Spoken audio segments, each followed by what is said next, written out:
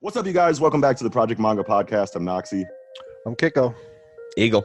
Hitting you guys with another tie-in episode today, and this subject is going to be really cool. So first and foremost, check out the link in the description.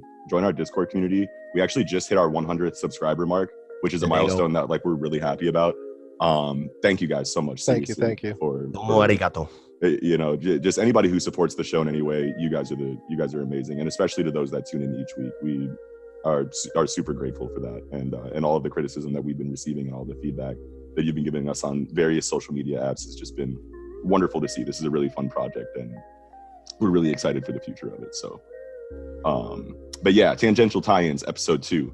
Today we're going to be talking about a topic that we feel like is really important to the shonen genre. Obviously, it's the cornerstone, concept when it comes to shonen manga and anime. So we're going to be talking about superpowers in anime and manga. And basically what we'll be doing throughout this episode is talking about some of our favorite power systems throughout some of our favorite series, discussing why we like those systems, what's great about them, what have you. Also, some of our favorite abilities that some of our favorite characters use inside of those power systems, inside of those stories. And then the latter half of the episode is actually going to be really fun because we decided that we were going to create our own superpowers inside of some of these energy systems. So we're going to be hitting you with a custom-made quirk, a custom-made devil fruit, and a custom-made Hatsu from the Nen system of Hunter x Hunter in the latter half of the episode, and kind of discuss what those abilities do and how they would work in application in the world that of the story that it comes from. So super cool topic today, you guys. Yeah, how you guys feeling though? Lovely. I'm great. Paid Friday, best day in 2 weeks. That's what I'm saying. Absolutely. Eagle, you weren't here for the last tie-in episode. You want to start the conversation off? Yeah, and I think something we should start off with. I think it goes without saying. I mean, I just want to talk about One Piece first, because what I thought was super cool about devil fruits, as we kind of at first you're kind of thrown off by because the first one you're introduced to is Luffy's, and you're like, why is this motherfucker stretching? But yeah. But as you kind of get into more of them, it just expands so much, and it's with Paramecia's specifically, there's just unlimited possibilities as far as potential for devil fruits. Yeah, definitely my favorite class. And yeah, for sure. We got introduced to Logias as well, which was incredibly badass. Dude. I mean, to be intangible is just what? Didn't it feel impossible to do anything when Yes. we were first introduced? Crocodile and fucking Eneru, and you're just okay, we got lucky with elemental weakness on these two, but what do we do against a better Logia, or just one we don't have an elemental affinity against? Right. Yeah. And then of course, Logias were so scary. Logias were terrifying, and then of course we got to talk about Zoans. They get clowned on a little bit because they're not that. We haven't seen a lot of super tight Zoans, but inherently just they're tight, because to be an animal man. Yeah. A lot of people have dreamed about that, I'm sure, and that's. Yeah, for sure. Oh, bro, I'm 9 years old reading Animorphs. You know what I'm saying? And I'm like, this needs to be my life. And then we also got into hockey, which, I mean, you felt it the coming. Sensory in itself is that is so raw. To be able to, just the idea of being able to sense attacks and just. Yeah. Also, to be able to harden your body, and then the things you can do with the hardening. I mean, we've really only seen it with Luffy, because he can use the hardening to keep air from escaping his body with the Gear Fourth and shit. But right. Just the applications that you can. Well, we've seen stuff from Katakuri too, because he was using the block mochi where he was hardening his shit. Right. And then Conquerus goes without saying, just to be able to knock out, just flex your will and just knock out anybody who can't step to you. Just yes, dude. That's super tight. And hockey, and like Kiko was saying, you could feel that hockey was coming in the series, because like he was saying, it's what are we going to do about this Logia situation? And when hockey was first introduced, it seemed kind of a hard nerf, to Logias itself. It seemed like that was an invincible counter to Logias. But then as we see more conflict, Virgo versus Smoker. Yeah, Virgo versus really Smoker. Felt like it. Yeah. To the point where a lot of people feel now Logias are the weakest. Yeah. Because hockey, just if you have hockey, it's just it's over. But that's just not the case. It's application, just like any fruit. It's or any almost ability in any of these things we're going to talk about. It's how you apply your ability and what you do to be creative with it, and make it versatile. Right, bungee gum style.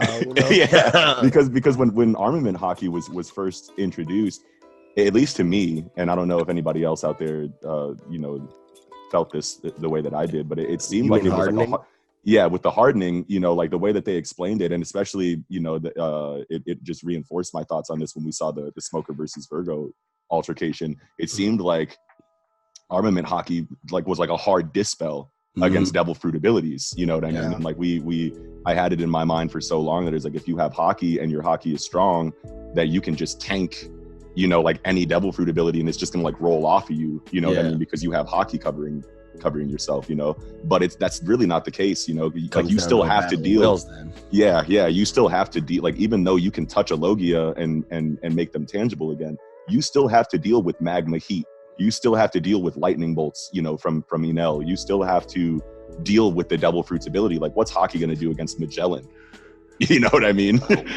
Like, you can hit him once. You can hit him once, but you can throw a chloroball. Yeah, a couple chloroballs we don't know, and you're out of here. Yeah. The hockey might protect against the poison if it's strong enough. If you do what, like, see, that's the thing we're not at, and I don't know if we ever will be, but like you're doing fucking, armament hockey all the way, like, internally now to your lungs. Have hockey too? Yeah, what's going on? Yeah. And this new level 3 hockey, I mean, a lot of people call it Rio, but that's just what people on Wano call hockey. Oh, is that it? That's just how they refer. That's Ashigata Dokoi. That's the first time we saw it. It's still just hockey, but it's like a level 3. It's like the top tier of armament hockey.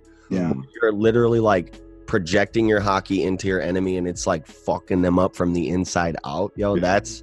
I mean, well, I feel like the first time we saw that was Rokuogan in East Lobby. It was similar. It was similar. That's the thing that I really wish we'll get clarification on one day. That maybe the Rokushiki abilities, like Tekai, even like is Tekai armament hockey that we just didn't get a visual for, in a way, because like we didn't get hockey visuals, even though they were happening, right? Because it wasn't our time to know what it was yet. Pre-time skip, it's like, okay, we know about it now. Like you saw when Luffy was on Amazon Lily and the Kuja are shooting arrows at him, and they're blowing rocks up. They're blowing shit up, but there was no like dark, there was no coding. Coding that Oda started using to signify that. It's similar to when in Marineford, like it was like stated that Whitebeard stabbed Aokiji with hockey and shit like that, but it wasn't coded either. And you would assume high tier person like Whitebeard would have hardening. Straight up. So in that situation, you really just kind of got to be able to Virgo harden post time skip.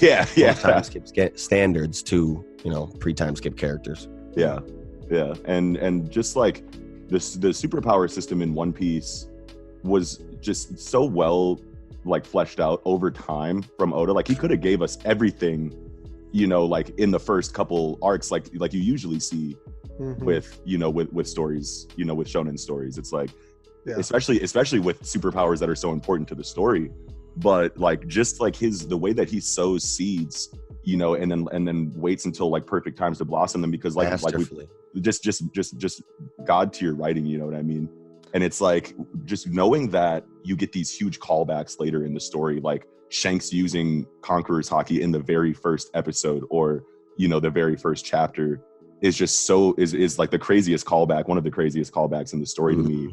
Because then we get it, because a lot of people, at least from what I noticed when I was like going through on the internet and like seeing, I don't want to, like, for lack of a better word, just like ignorant commenters saying like, oh, like hockey kind of like came out of nowhere, or complaining about things like that. It's like, no, dude, like this happened in chapter 1. Like that's always the refute that I see people having to use. And there were subtle like comments here and there, if I remember, like Blackbeard talking about how he felt when back in Jaya, when he first met Luffy, and he says something to the effect that his hockey was far stronger than a $30 million, Did he say that? I'm pretty sure he mentioned his will, and he was like talking about wills and dreams, and and he was like, okay, now he's got $100 million bounty. Like, this is befitting of a man with this level of will, or and a lot of the talks of, and maybe hockey, the word exactly wasn't used, but I could have sworn the word hockey was actually used by Blackbeard in Jaya. You know, Wow. What? Go ahead. Well, I was just gonna say what really just blew me too, like when it was revealed, was the fact that like he really did have this, like the seeds sown, like you said, and laying out like from the way back, like, and I like recently had heard from some people in like Twitter community, whatever, that that Oda was kind of pulling the hockey shit out of his ass as he was going, but like the fact that it's obvious because he fucking foreshadowed it with Rayleigh's shit, Sentamaru shit. The Admirals did it in Marineford, the real like the reflecting shit. Yeah, and possibly in the East Lobby. Laid out from the beginning. He knows what he's doing, and that's one of my favorite things. That's one of my favorite things about the storytelling in One Piece that I wish that more mangaka would take from Oda, is that he'll introduce a concept or a character very vaguely or very with a high level of ambiguity. He'll like just say their name once, and then like everyone in the scene will freak out because they heard the name, or they'll introduce a concept. He'll introduce a concept and get these like huge, reaction scenes from like people who know what it is, but we don't. And then you won't hear about it again for 200, 300, 400 chapters, and then it'll be lightly referenced again, and then it'll be another arc or two before you actually before that information actually comes to fruition. So when you actually big payoff. So when you finally do, like we still haven't seen Vegapunk yet, and he was first brought up in Alabasta. We haven't even seen Buddy's face. Ago. Yeah, we haven't even seen Buddy. You know what I'm saying? So people think we might see him this arc because what Orochi did, the cipher poll about how he wants Vegapunk in exchange for more. What are they getting? Kairoseki shit, Sea Stone. Yeah, I think so. Yeah. But yeah, man, One Piece. Obviously we could talk about One Piece for a long time, longer than we should. And we should move on because Devil Fruits and Hockey, one of the best energy systems in all of comics in general. Moving forward, there are a couple different routes I wanted to go to with the first power system that I wanted to talk about. Obviously, we could like do like Ki from like Dragon Ball, but like I kind of there's not a whole lot to that. But I do want to take a moment to just talk about like some of my gripes with the Ki energy system in Dragon Ball. I love Dragon Ball. I'm a huge Dragon Ball fan. If you remember the original tie-in episode, we had a huge segment on there about what it meant to us and why we loved it and why it was like the flagship, like shonen manga story. We owe a lot to Dragon Ball. We do owe a lot to Dragon Ball. That's just facts. Dragon Ball Z was incredible. Dragon Ball Super was a show. I don't know, and a lot of people say I didn't really give it the chance that it deserved. People say the manga is raw. And I haven't really spent a lot of time with that, but like, there were some cool things that Dragon Ball Super did, you know what I mean? Like, and I wasn't following the show, but like some of my friends would be like, yo, you have to check out this episode. They're doing some cool shit that you would like, so seeing Evil Containment Wave again was really cool. That like weird key like knife, that weird key knife thing that can like cut you regardless of how strong you are was like really cool. Goku's breakdancing Kamehameha wave on that one energy beam was hell yeah, was cool to see. But I watched I went back and tried to watch the first 3 episodes of Dragon Ball Super, and I had to take a shower afterwards. So the first it's bad. It's worse. Terrible. But and here's my and real quick before we move on to the next actual like topic that I want to talk about, here's my issue with Dragon Ball. Okay, so the whole power level situation was always frustrating to me, because when you get into these like arguments or these conversations or these discussions about versus battles or like hypothetical fiction fights online, you always have like Dragon Ball's characters coming up as planetary or like universal like level threats or whatever, because of this power scaling that they use based on this numerical value designated to your strength in this series. So Akira Toriyama introduces planetary level destruction at power level 18,000 with Vegeta. Technically, Well, and so it's in the series. I think Vegeta's max power level was like 28,000 at that time, but he definitely didn't power up to max level to blow up Arlia. And it looked very effortless, know. And the fact that Piccolo and fucking Master Roshi blow the moon up with a 500 to 1500 power level. Yeah. Also, you know, Roshi actually kind of used, you know, full effort, but Piccolo just kind of turns around and is like, oh fuck, the moon's up, bow, done. Get that shit out of here. Yeah, you so know, just like how like early in the series he's introducing these feats, and then, you know, associating a very low numerical value to the strength used to perform that feat, knowing that he was going to introduce way higher power levels throughout the remainder of his story, creates like this really awkward situation in, you know, debate in anime and manga debate communities, because now any, you know, characters continue to train and exceed the power level that was originally shown to destroy a planet. So now everyone is planetary in Dragon Ball, and they don't very need early. Their shit's and planet. Why is it not gone? And they don't need feats. They don't need feats to prove it. You've never actually destroyed a planet or shown planetary level destructive force, but you're fighting characters, or you yourself are a character that has a higher power level than back then. So you're instantly planetary. You don't need feats to prove it. Just point to the number and scale. That's my main issue with inconsistencies in Dragon Ball. And the reason why is because Frieza's the true end of Dragon Ball, right?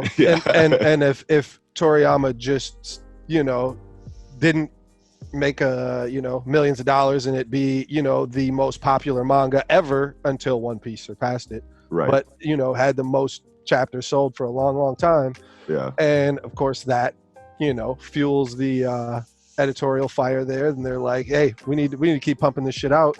And for as good as Cell Saga, Android Saga, Boo Saga, like that's really great writing, I think, being that he was in that situation. And I enjoy those arcs still.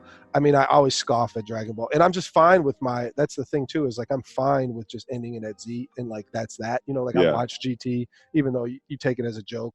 I just pretty much kind of flat out refuse to watch Super, even though I watch the fights. Like I had to watch. You got to see the fights, man. You know, GT is boring for the first half, and then gets pretty decent for the second half. But yeah, like that's it. Like, I mean, that's the consistency or inconsistency is.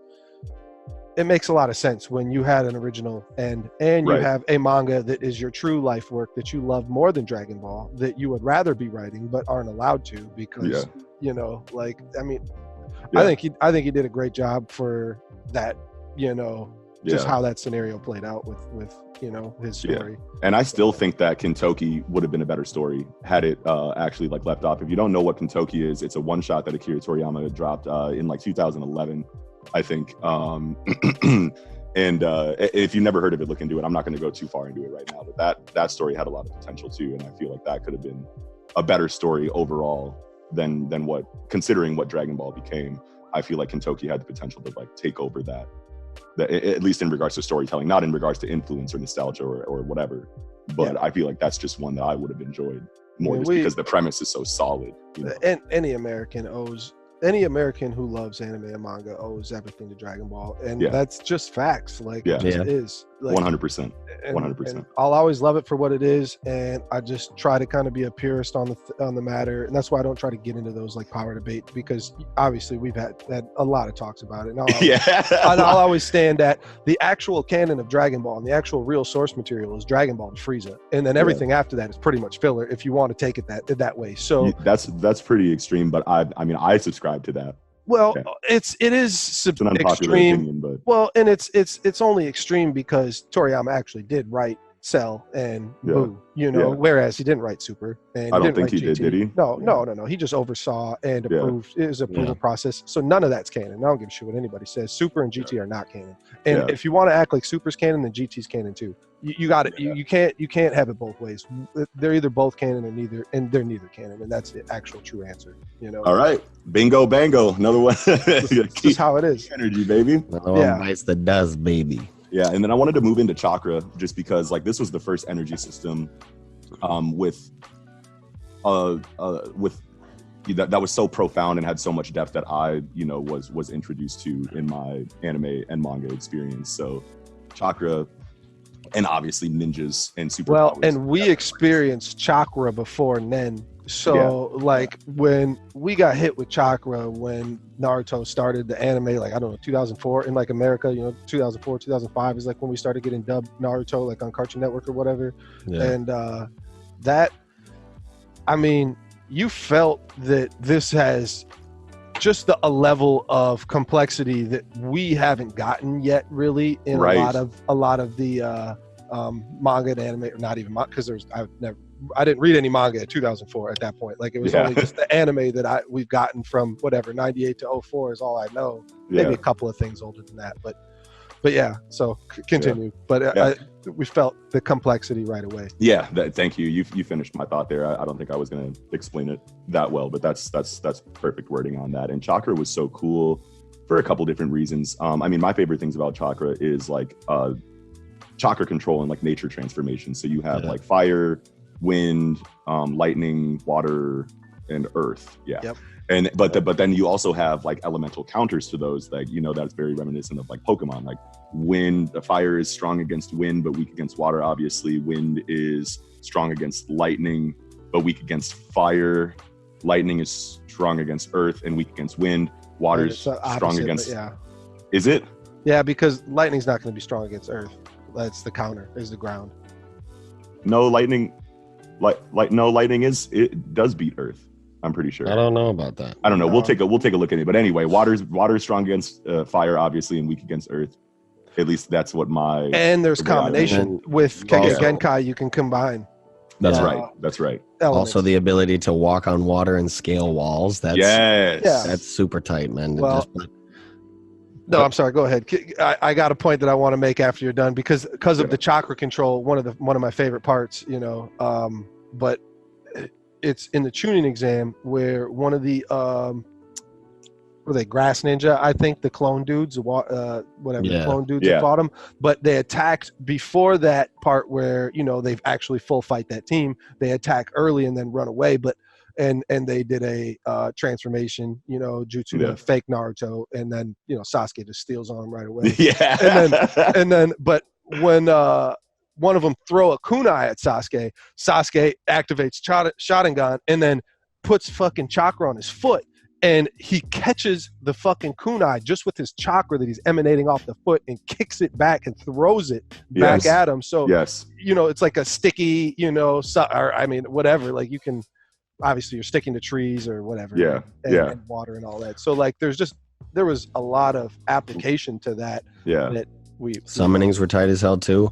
And the fact that you had to actually sign like a blood contract with the whatever, I don't know, I guess faction of summoning people because it was like the toads, Gamabunta and them, and then it was like Orochimaru's snakes and shit, and then it was the slug, and then Sasuke had the falcon, right? Yeah, hawks. And Kakashi had dogs. Fucking Sarutobi, Hiruzen, old Sarutobi man. Hiruzen had the Monkey King. You know? Yeah, had the Monkey King, you know? So, you know, that was super tight. I loved that was the summoning contracts. Rest in peace, Sarutobi, bro. Man, but the guy, that death hit me like really hard because I, you know, like you think he's invincible, you know, it's like it's the you know, the first Hokage that you're introduced to, you know. I remember like rooting my ass off for him to pull Orochimaru's soul out and just yak on this man, bro. Like I'm like, come on, G. That lasted. You were yelling for 8 weeks straight on that. I swear to God on my life, bro. That's a spirit bomb moment for you. You know, 8 episodes later, all right. I've cut his arms off. We'll settle for those, you know, or whatever. Another cool thing that I really like about Chakra was the whole like physical energy versus spiritual energy like concept, and how like Chakra. Another thing is about how Chakra, at least the way that they explained it in the beginning, is more about using energy efficiently rather than having a lot of it, even though that will become a contradiction later. Until Naruto says, no, I got all of it. yeah. But like, just like when I was first going through the book, I was like, or the anime, I was like, yeah, dude, this is the kind of superpower. Like, you don't get this level of, I mean, like there is complexity in Western superhero powers and like storytelling, but like, it's not mana pool. It's all just kind of whack. Yeah, it's a different kind of. It's not mana pool energy managing kind of, you know, because aura managing like is so huge in a lot of these that we're going to talk about. Like pretty much all of them, really. I guess you know, other than, you know, broken characters like Naruto. You know?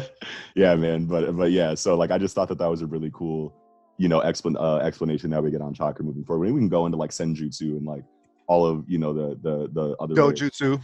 we can go. But I mean, like, I don't want to spend too much time on Chakra just because everybody already know what it is. I know the most common one. You know, everybody knows what Chakra. Some of my favorite jutsu though that I wanted to note from characters that I loved in the series, man. 8 gates. Okay. Let's talk about the 8 gates real quick. 8 gates? I wanted 8 gates is raw as fuck. Well, and what I want to even say about it is that how it's you know, you just know of Chakra as to fuel jutsu, and technically I guess releasing your gates, I don't even think that is considered a jutsu. I think you're using your chakra to break your chakra limiters, and you're breaking each one, which shows that Chakra, you know, fuels your physical abilities as well as your ninjutsu. And that's I wish we got a little more from other characters maybe that could do release a gate or something. That'd be cool. Just like one, you know, not something that like fucks up as bad as, you know, even 5 gates. Right. Broccoli was trashed after 5. But even 7 gates, like the blue beast, like you can not kill yourself and you still be a beast. Right. And just like Rock Lee versus Gaara is just such an iconic, one of the most iconic. Like, I think like when it really comes down to it, like Goku versus Frieza is obviously going to be the most iconic fight in like all of anime, and pretty much always will be. I feel like it, you know, it's kind of like solidified in there as like the number one anime, like shonen anime moment. But I feel like the only other one that comes close to it is Rock Lee versus Gaara. Rock Lee versus Gaara is like a classic. That was when Buddy dropped the weights. When he drops the weights. Oh my god! How can we not talk about when Rock Lee drops the weights in this episode? Like, it's chills, bro. Goose flesh. You know what I'm saying? Blitzed my. Oh my god! Oh, the blitz. Guy just gives him the fucking salute. Yeah. Beat that ass, young boy. And then when Guy came in, he's like, go crazy. Yo, he said, when Guy came in at the end, though. Yeah. I know. And he fucking dispersed the sand. And like, I'm telling you, when I knew right then, I'm like, yo, a Guy's obvious because he's a Jonin and shit. But like, I'm like, yo, this man Guy is with a fuck this motherfucker. And then we see, obviously, Gaara, regardless of how strong Gaara is, like, he's still a 7 gates. Yeah, like no, Mike Guy would have worked him with no gates. Even probably, in fucking Ikaku, he punched the fuck out of Ikaku, man, and just blow a hole in that motherfucker. Like, Guy is not playing. And when Guy's kicks Madara into the ground, like, and towards the end of the series, and he's in like I think he's in the 8th gate at that point, and he is in the 8th gate at that point, and he like tomahawk like kicks him like down into the ground, and he's like 5 miles underground, and it's like the tiniest hole that he's looking out of, and Madara is at the bottom of the hole. Like, I can't get hit with that again at all. You know, and he's like looking up there, he's like, holy shit, if I didn't, you know, like, I don't remember what he did to like last second, you know, like mitigate the damage that he took, but he was like, I can't get hit with too many of those. That was probably my favorite moment besides Gaara's. His blows were bending space and time. Damn. Oh man, I gotta tell you now, my favorite Mike Guy moment is after Rock Lee's the best character, and Mike Guy is, you know, 1A because he is Rock Lee Senior. But Rock Lee's my favorite character. But easily, when Itachi and Kisame come to fucking the village the first time, and Kakashi gets hit with the Manga Sharingan and gets stabbed for fucking 72 hours straight. A billion times. Really only like 2 minutes. Well, it was actually 72 hours to him. It was only in real time. It was not even that, like 30 seconds, I bet. You know, it just kind of collapses right in front of him. What's good? But I'll fight Joe ass. That was the first time. That was the first time I was like, hold on, Genjutsu's the tightest shit in this show. That really fucking fucked me up. I was like, wait a minute, bro. The most OP shit. That's it. But Genjutsu is raw. Definitely. But so Kurenai and Asuma are fighting with him and trying to help him, and then fucking Kakashi gets hit with that and he's out, and so like, what the fuck happens? And then, you know, Itachi tells Kisame like, finish him, go whatever, and then fucking Dai Sona Konoha Senpu, pow, and take the shit out of him back, you know, and then fucking you know, he's standing there with the you know, they put the hype song on, and he, you know, and then they're sitting there closing their eyes, fucking Asuma and Kurenai, and he's like, hey, open your eyes now. and he's like, look at his feet, like determine his movement ability. Since I've been fighting Kakashi for 20 years, I know how to fight against Sharingan, and all you got to do is determine their body movement by their footwork. And so and Kurina and Asuma are like, hey, you might be able to do that because you've been fighting Kakashi for 20 years and training against this, but that's not something we really can do. Like, you're different, dude. Yeah, and Mike Guy's like, nah, don't worry about it. Just back me up. Kurina, take Kakashi. Asuma, you're rolling with me. We're about to fight this shit right now. Yes. And he's like dead ass about to square up in 2v1, 1v2 them. Well, Asuma is probably like, I can't do nothing. Yeah. I'm gonna smoke my cigarette in the back. Yeah, I was about to say, you got a lighter. Hold on. Asuma's I know. Hey, I got a favorite. Asuma's the guy. No, I love Asuma too. If Guy is going blow for blow, toe to toe with motherfucking Itachi, yeah. Asuma's working Kisame. Sure. Kisame might not work. No, Kisame 1v1s Asuma wins, I think. Yeah. Kisame.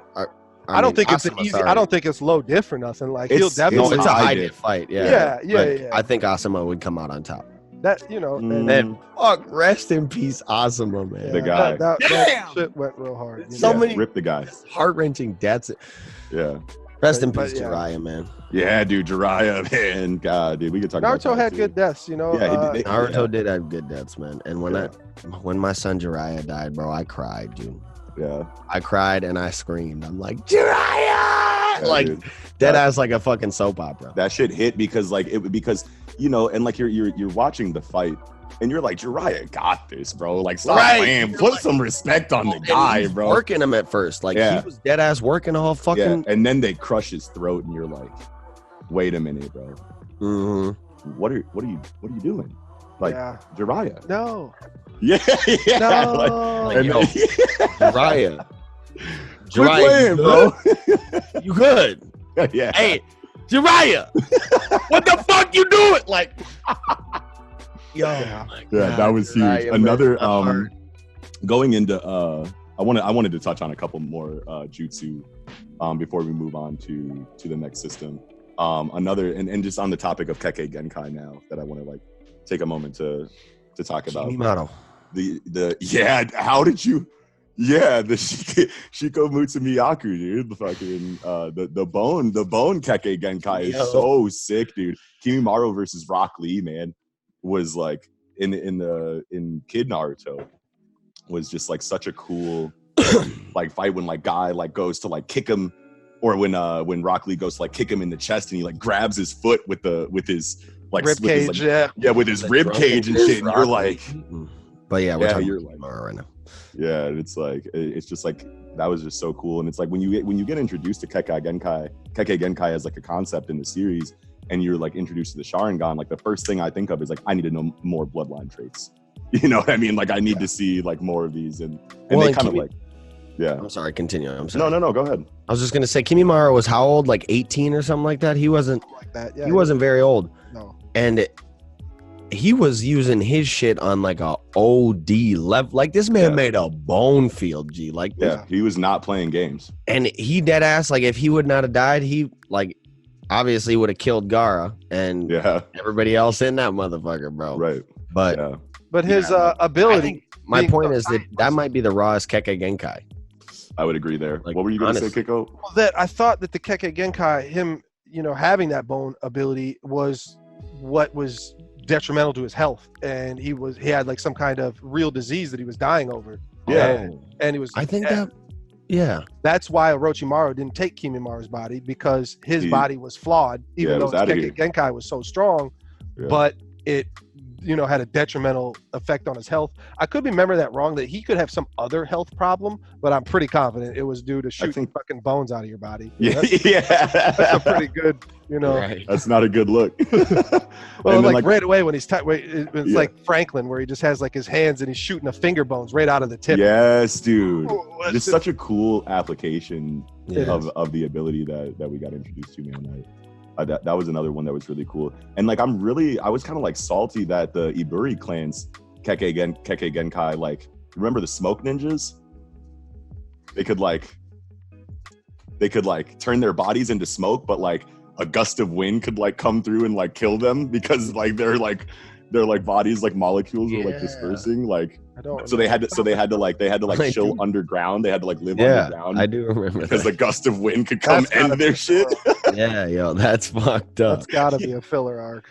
Maybe it is a filler arc. I don't know. I never. That's funny though. I don't remember that at all. Yeah, I wasn't using like filler lists like going through Naruto like back in the day. You know what I'm saying? But like I just love smoke powers. You know, like in general, like Smoker, One Piece. Smoker-kun. Yeah, you know, like I just like, and when I see like these Iburi guys, I'm like, oh shit, we get smoked now. And then it's like, but we have to live underground because the gust of wind will kill us. And it's like, y'all are trash. Right. Like, yeah, y'all gotta get the fuck out of here. Yeah, dude. like that could have been so cool, but I mean, anyway, but you just get decimated. You just get ended by a gust of wind. You're just like, nah! yeah. But the last thing I wanted to talk about with Chakra, because we've been spending a lot of time on Chakra, Reaper Death Seal, and you brought it up earlier before I went into this little segment here, Eagle. But that was just such a cool like end to that conflict. You know what I mean? Like we can't beat him, so we're just gonna seal him, and this is gonna kill me too. But like we got to get him out of here. And like that was like the first like crazy jutsu. Like or technique or application of Chakra where I was like on the edge of my seat like the whole time. I was like that shit blew my fucking mind when I saw that for the first time in the show. Like, and he didn't even complete it. He could only get his arms, and then you know, had like to give his life for his arms. Had to give his life for his arms, and I was like, man, like he kind of got hoed, but I liked all the dialogue around that where Orochimaru basically, you know, is studying, you know, doing human experimentation with like get all that info basically, and that he's doing it to learn immortality jutsu, which he has attained by stealing other bodies. Right. And so you just kind of go through this thing where Orochimaru is talking about how I will own every jutsu. I will know every jutsu in the world and be able to master all of it with eternity. That's why I had to have like immortality jutsu so I can learn all jutsu and have everything. And fucking, you know, when Sarutobi is about to do the jutsu, he's like, all right, you love jutsu so much, I got one you've never seen before, and you're supposed to know them all, like, right? Like, this is a fourth Hokage's jutsu. You don't know shit about it. You know, like this was invented by fucking Minato. So like, here we go. Here's one you've never seen before. See what you're about to do about this shit. You know, like it was just so hype for me, you know, because it was so hype. Yeah. I mean, Kid Naruto's better than Shippuden. I'll just say it. Fuck it. up to episode 135 or whatever. What after the final or the first battle of the end or whatever. Yeah, I agree. I agree there. Shippuden's still great too. Yeah, Shippuden. There's a lot of things. That about Shippuden, but just as like overall, like as a segment, Kid Naruto is what I prefer for sure. More tactics. Right. Yeah, more tactics. Yeah, but yeah. We can move on. Forward, what's next? My turn. Yeah. What do you got? Or Magi. Yes, that's what we're gonna do. Well, and we're just gonna talk about. We kind of got to talk about Magi as a whole, So M.A.N.G.A is the power system for two series, which are the same series. They're the one's a prequel to the other. Which Magi is the main series, and the prequel is Adventures of Sinbad no Boken. Yeah. And so the overall premise, which this is a lesser known one, so I kind of want to give a little bit more background of maybe people who don't know, but it's wizards or mages. But there is also other types of energy as well. Like M.A.N.G.A is your inner energy that you use to cast spells and whatnot. But really more so than anything, it's the energy that you use to harness the world energy, which is known as Rook. Yeah. And it's the root. You'll see it as these little like gold butterflies that are, floating around, people. And so there's Magi or Magi. I mean, we say Magi because that's what they say, but Magi, Magi are otherworldly beings, I guess I'll just say. They are described as loved by the Rook, which means they can harness infinite M.A.N.G.A and Rook. They can just harness it and use the world's energy as their own. So Magi, no matter what, stand at the top of the pyramid of magic. And there's no negotiating, really. And Yunin is my favorite. Yeah, and so Yunin, Aladdin, Judar, and first it's Scheherazade, which she basically reincarnates herself as Titus, and there's only supposed to be 3 Magi at any given time, and yet there are 4 in this story because Aladdin is not of that world. And that's right. Spoilery. That's spoilery, but he's from Al-Matoran, which is the previous universe before the universe that we set in. And I forgot all about this lore, dude. Yes, okay, keep going. It's so fucking good. Magi is one of the most underrated stories ever. I think my favorite thing about Magi or Magi as a series was Jinn equips. So yes, and that's where it goes crazy. Like with more, I liken it to One Piece, where it's like you have Haki and you have devil fruits, and with your when it's hard to explain, but so when the universe is, when we go to the new universe, which you never ever see, we're always in the main universe. Like you only get a flashback of the previous universe and how this happened. And that flashback arc was crazy. Yes, the Al-Matoran arc was great. And so in that previous world, there were, I don't remember the number, like 49 magic staffs or whatever. Oh, okay. Yeah, well, no, and each one of those staffs are, I want to say it's like a living being. It is the Jinn, basically. When they go to the, when Solomon rewrites the universe into the new universe, which again, this is all so high level, but it kind of needs to be explained.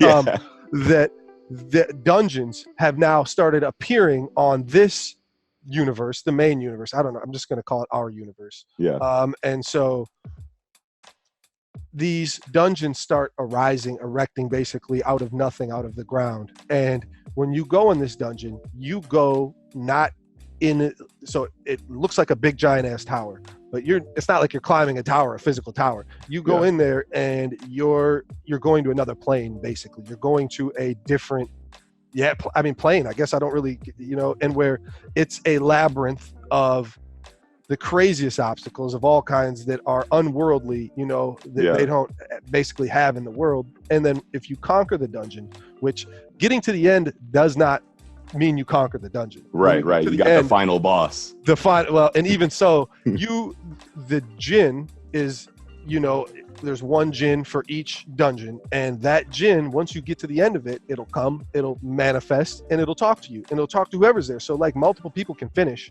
at the end, and then they'll have, the Jinn might just choose. They're just like, I like you. You can have my power. That's kind of rare, a Jinn to do that. A Jinn wants you to prove your worthiness to get, one of their abilities or whatever. So once you have conquered it and the Jinn has accepted you, it assimilates with you into a metal vessel. So something that's very, very important to you, like Sinbad's the first dungeon conqueror, and his scimitar takes his first Jinn. And so he just has that scimitar on him, and with that scimitar he can Jinn equipped and basically become like the Jinn. And the Jinn will have an ability that's most of the time it's an elemental ability, but they're not all elemental abilities. Right.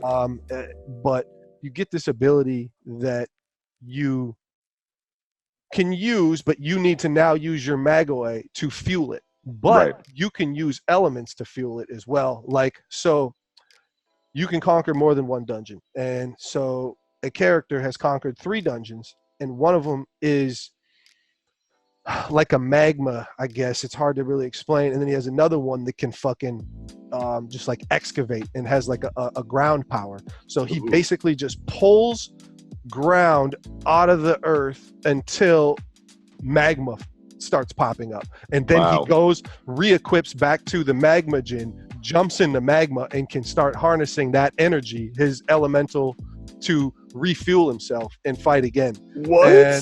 And so that's fueling his Manga, which, so that's Astaroth when he's using that. I mean, Cohen is Astaroth is his. Wait, hold on. Where is this is this Sinbad or Magi? This is Magi still. Have I seen that? Yeah, you have.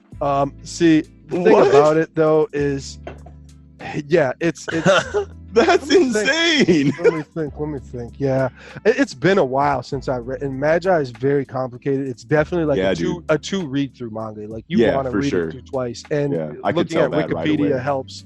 And so like that's what more of a physical character would do. You know, like there's physical. You know, let's talk about the Finalis real quick too. Oh man, Jesus Christ. Morgiana. So, there's humans. Yeah, isn't there an energy system for like just physical abilities too? It's Magoi. Magoi is for physical or magical abilities, but physical, you know, beings use it differently. Where Finalis are otherworldly, still not human really, and that's too much to explain, but they have like the highest level of innate physical ability and the lowest Magoi pool. They have like no Magoi, and they have some taijutsu. So yeah, and it's just pretty much straight taijutsu, whereas you can use Magoi to manipulate your body and amplify your taijutsu, but they don't need you. They just break your shit. You know, they're just too like over. They just have such a high level of physical ability that other, you know, no other being has. So, you know, even though they have low Magoi pools, which very much so comes into play when, and I'll just, so, man, it's just so much to explain. But when you have a Jin, I'm a Jin, I have conquered a dungeon, and now I have a Jin. And so I am a king's candidate. That's not necessarily true. So the to be a king's candidate, the Magi has to choose you, and they find just beings in the world that they deem a king's candidate who should rule this universe, because they have great governing qualities and fairness and whatever, you know, that this Magoi sees fit, or this Magi sees fit to have you be, you know, whatever, that they think that you're worthy to rule people and have that level of responsibility and power in the universe. And so king's candidates are, all of them have conquered a dungeon, but there's other people who have conquered a dungeon that's not a king's candidate. And so I've conquered, I'm just going to use me example. I conquered a dungeon. Yeah. I have a metal vessel that has, you know, my Jin in it. Yeah. Now I start to, my household, what do I want to say? I start acquiring household members of my household is what it's called. Right. And so once you've gotten a bond with this person on that, on a very, very, very high level, a piece of your Jin will go to a metal household vessel. So like Morgiana was a slave. Has the gauntlets. So she was a slave, and she had shackles on forever. And so when she is thinking, you know, they explain to her like, hey, you need to pick out like something of a metal that means something to you that you need to wear, so you can take Alibaba's, you know, you can be a household member and you can get a household vessel. So she chooses like some encrusted ass, you know, like Wonder Woman bracelets, but you know, like, but you know, more stunting even than Wonder Woman, and they have chains on them and shit too. So they're like shackles on her that really, you know, hold significant meaning, because she spent her first 17 years of her life as a slave. I remember that now. It's all coming back to, dude, I need to read Magi. Dude, it's so tight. But so once she has received her household vessel and can utilize it, she has to now use her Magoi to use it. But Finalis have very, very low Magoi pools, and so she has basically almost like a one shot where she has to use all her shit, and she's coming hard, which is, since Alibaba has a fire Jin, she's basically a phoenix where all her chains like fucking, you know,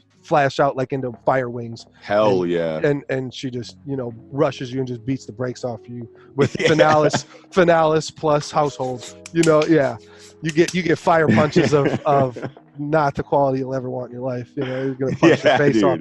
And that's another tight thing about Magi, is it's pretty graphic. Like, especially when the Finalis fight, they literally punch your face off. Dude, I remember facial fucking pieces flying. I remember that in like that first war, that like even the anime covers. Yeah. Like, when the Finalis show up to the battlefield and you're just like, oh my god, the ruthlessness was super crazy there.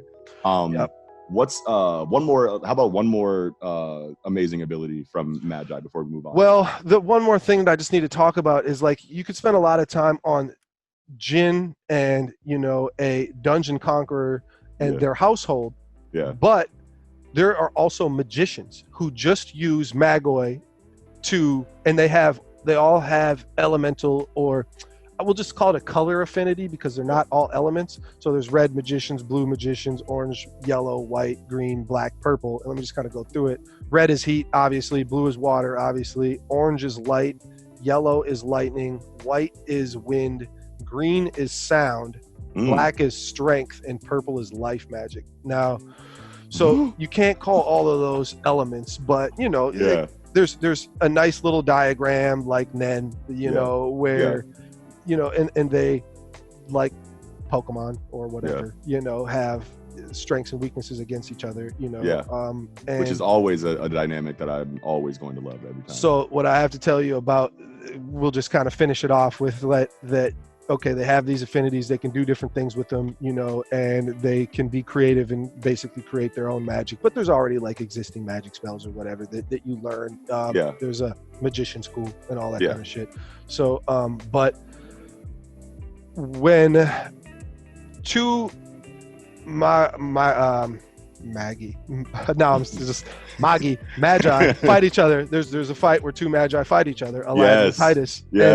And I can't really remember the circumstances around it where Aladdin's getting weak or whatever and doesn't want to use Manga, which I mean they can kind of just harness it from the earth. So I don't really remember like the full circumstance around it. But Titus was outclassing him a little bit in magic, which there's a lot of good reason for. He's actually a fucking reincarnation of a 300-year-old Magi who's and they're basically sharing the same life at the same point. She's not dead yet, and she's like a projection of him. So like he has you know just innate higher you know ability, and so he's getting outclassed by Titus. And what Aladdin does is uses sound magic on his staff to create this little tiny like very, very fucking strong and fast vibration around his fucking staff and starts beating his ass. And there's almost no magicians that use like physical abilities like that. And it breaks his Borg. The Borg is that shield. Yep, they wear a fucking Magneto shield, a fucking sphere shield around them, and that's you know fueled by their Magi that can block a lot of shit, and he can just crack that shit because of the fucking sound magic plus his fucking physical ability, which I mean it's just all great. Like if you haven't read it, like I don't want to say too much, but I think because I definitely, as much as this sounds like I just talked about it and told you everything about this story, it's fucking is the tip of the iceberg. It's levels to this shit. And it's fucking so underrated. And I'm not even talking about like so many other good aspects about this story, like fucking the politics, because there's all the countries plot, dealing. You haven't even been focusing on plot or anything like that. It's literally just the magic in it, which is just so crazy that you can talk that long. The animes, I'll say for Sinbad's actually really, really tight. I'd watch Sinbad, and I even like, Magi, the anime. The second season is better than the first season. I think the first season, it feels slow, but it's actually fast. I think they have just way too many chapters in the first, or maybe they just kind of skip some stuff and I'd have to kind of go back and reread. But the animes are great. The only problem is there's only 2 seasons for Magi, which is like, I don't know, only a third of the way through the actual story. So if you watch anime, you're only getting a third of the way through. Sinbad is there's 1 season, and that's only like a 10th of the way of that story that story. So there's so much more to it. And animes are great. They got great animation. I think they were done by A1, so it looks pretty, and it's good. But read the manga. I mean, that's just as per usual. I mean, this is Project Manga, right? Read the manga. Read the book, guys. For sure. But that's we can move on. Like I could talk about Magi for weeks too. Eagle, you got what's another one you like? I mean, the last one I think we should really just hit on is Nen, I guess. Oh yeah, we got to do Nen. I mean, we always had to do Nen, but I hope we can, just kind of keep it concise because we could go about Nen for. So the cool. Okay, so like let's just.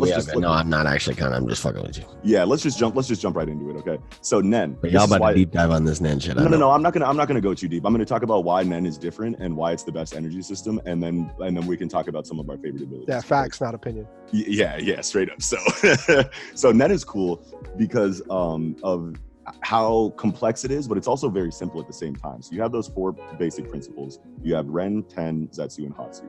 So the Ren is when first and foremost, you have to open up your aura node so that your Nen can flow out. And your aura nodes are usually closed. And you can open them 2 ways, either through training or someone can hit you with a Nen attack and force your aura nodes open, which could kill you. But if you're tight, you'll get Nen after that. quick, fast, and in a hurry. After throwing up and going through agonizing pain for a whole episode. Yeah, exactly. Shout outs to Ramat. Yeah, rip the guy. Yeah, Ramat got that shit. Yeah, so that was a real one though. He was. He was one of my favorite ants, even though he was kind of made to be like bitch made.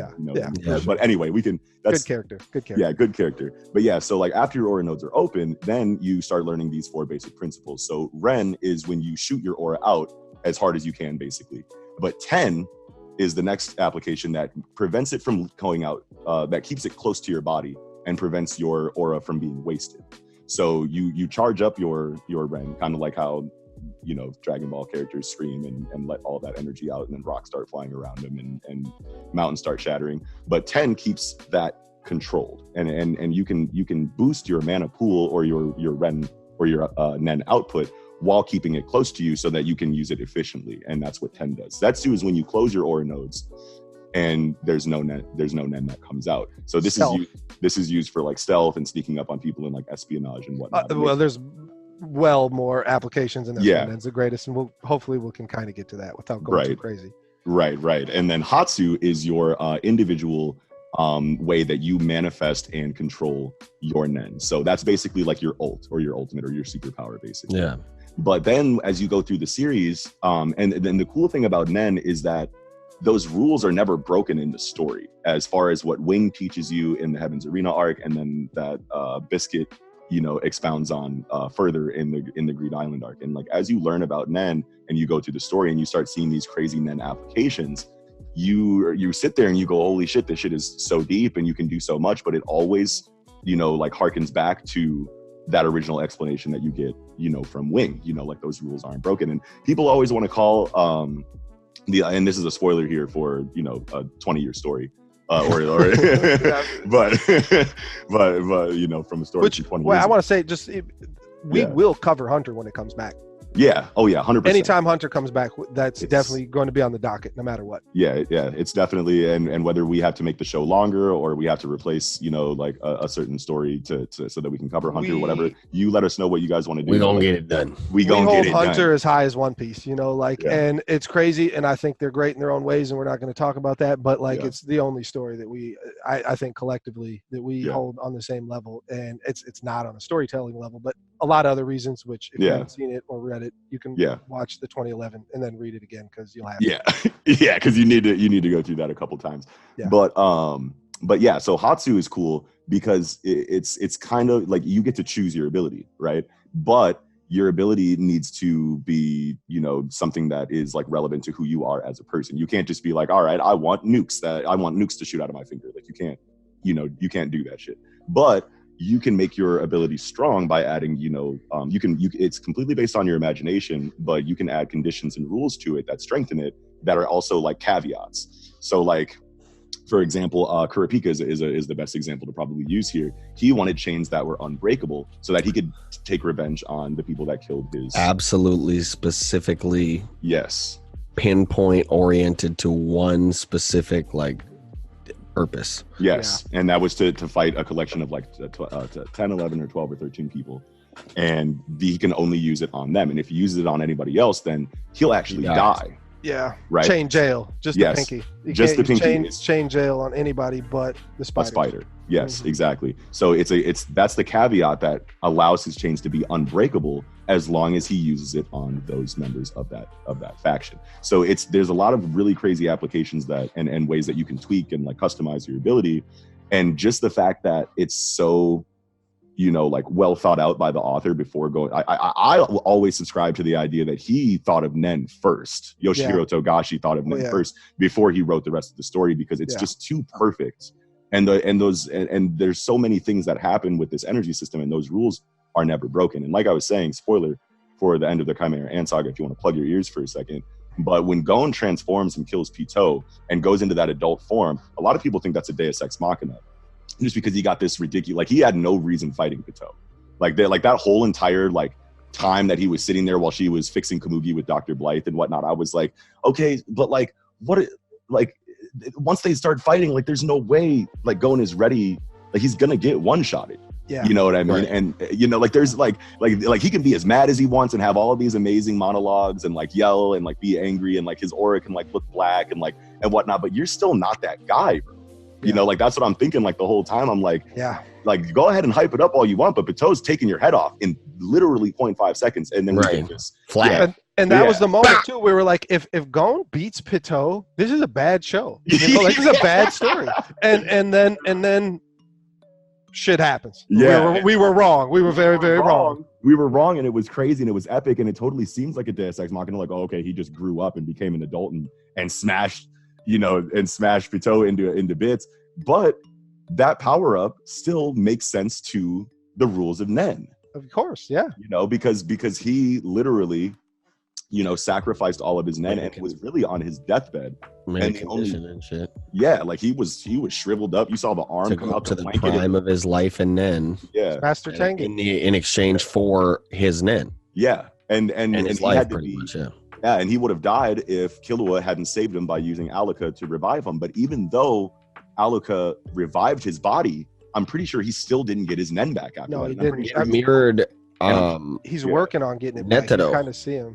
It was like the same kind of effect that Zero Hand had on Netero, where it like literally drained all of his life force in Nen. Yes. And that, like, some people think he could just throw that out casually, but that's like an absolute last resort. Right. Like Zero Hand your ass in exchange for my life type shit. Right. And like that's just so cool that, you know, like a moment like that you think is like, and let's just talk about when Killua was running using the Denko Sekka to catch up with or the Godspeed Conru to catch up with to Gon, and he sees like the giant lights in the distance, and he's like, whose ability is that? And he gets up to Gon, and Gon's just like rock. Rock. Oh yeah. Rock. And then Killua was like, Gon, and he's just like, rock. And then like crushes her face into the ground. That's like the best moment in the series for me. But yeah, and then like another reason why I love Nen so much is because once you learn those 4 basic principles, you learn like, you know, like subsidiary techniques. You know, you combine those 4 principles into making, you know, higher level techniques. Yeah, but they're all but they're techniques that any Nen user can learn. So you have the Hatsu, which is individual to you. But then, like, you can combine like certain, you know, base principles from the 4 Ren, Ten, Zetsu, and Hatsu, or Ren, Ten. It's really just different combinations of Ren and Ten and Zetsu. Yeah. You know. Hatsu too. No, Hatsu, because Hatsu is kind of explained a couple ways that it's your individual power, but it's also just the motion of putting power. It's kind of hard to explain, but like putting intention behind your power. You know, of like it's kind of hard to explain, I think, but it's more so it's not just exuding power, because that's, you know, Ren and it's, I don't know, like because so Ko, which we'll get to, is all 4 somehow. Yeah, let's just go right into those real quick, because I kind of want to wrap it up and get into the latter half of the episode, so we don't go too far on time. We ran along on this. Yeah, so like Ko is like a combination of I think it is all 4 of them, but it's basically you concentrate it's an offensive technique, and it's rarely used for defense, but you can put all of your Nen into one area, into one point, and then that's like the highest concentration of damage that you do. And another thing that's crazy about that is that you don't have Nen anywhere else. And that's a really big point of the storytelling, is that if you don't have Nen, or if your aura nodes aren't open, or if your Nen is not covering a certain part of your body, someone could literally flick you with a Nen finger and you're in the ER. Yeah, and you're in the ER, or you're dead. Yeah. So you need Nen in parts of your body to protect yourself from other people's Nen. So it's a gamble. You know what I mean? So like when you're using Ko, like when you see Feitan fighting Zazan and she transforms into like her Hulk mode, and he like dodges her, you know, like her tail or whatever, and then goes behind her and puts the Ko on his cane sword and then goes to attack her with it, and her hide is like strong in a way that he wasn't, you know, able to predict, and it breaks his cane sword, and then she turns around and like throws like a back fist at him, but like throws like a little tiny emitter attack. Like it's not a direct hit, but when she misses, she throws a little bit of an emitter attack at him, and it just barely brushes against him, and it rips his clothes off, damages his organs internally to some degree. He's coughing up blood because he didn't, you know, put his Nen back to covering his body after using Ko. which is and Ryu. And it's just like all of these like these crazy technical like applications in these fights that like really, you know, like solidified Nen to me as the best power system in comic books in general. And so we got to kind of talk about Ryu and how, like, because we can kind of skip. I mean, we shouldn't really skip any, but I think we should talk maybe about all of them, at least in some kind of a little fashion. But Ryu is really the ending technique of the advanced techniques, where once you've kind of learned how, like, because Ko, it's easier, you know, as far as the dialogue goes, and explain that it's easier to just put all your energy into one spot, and I can have it all in my fist, and then I'm totally naked everywhere with else, you know.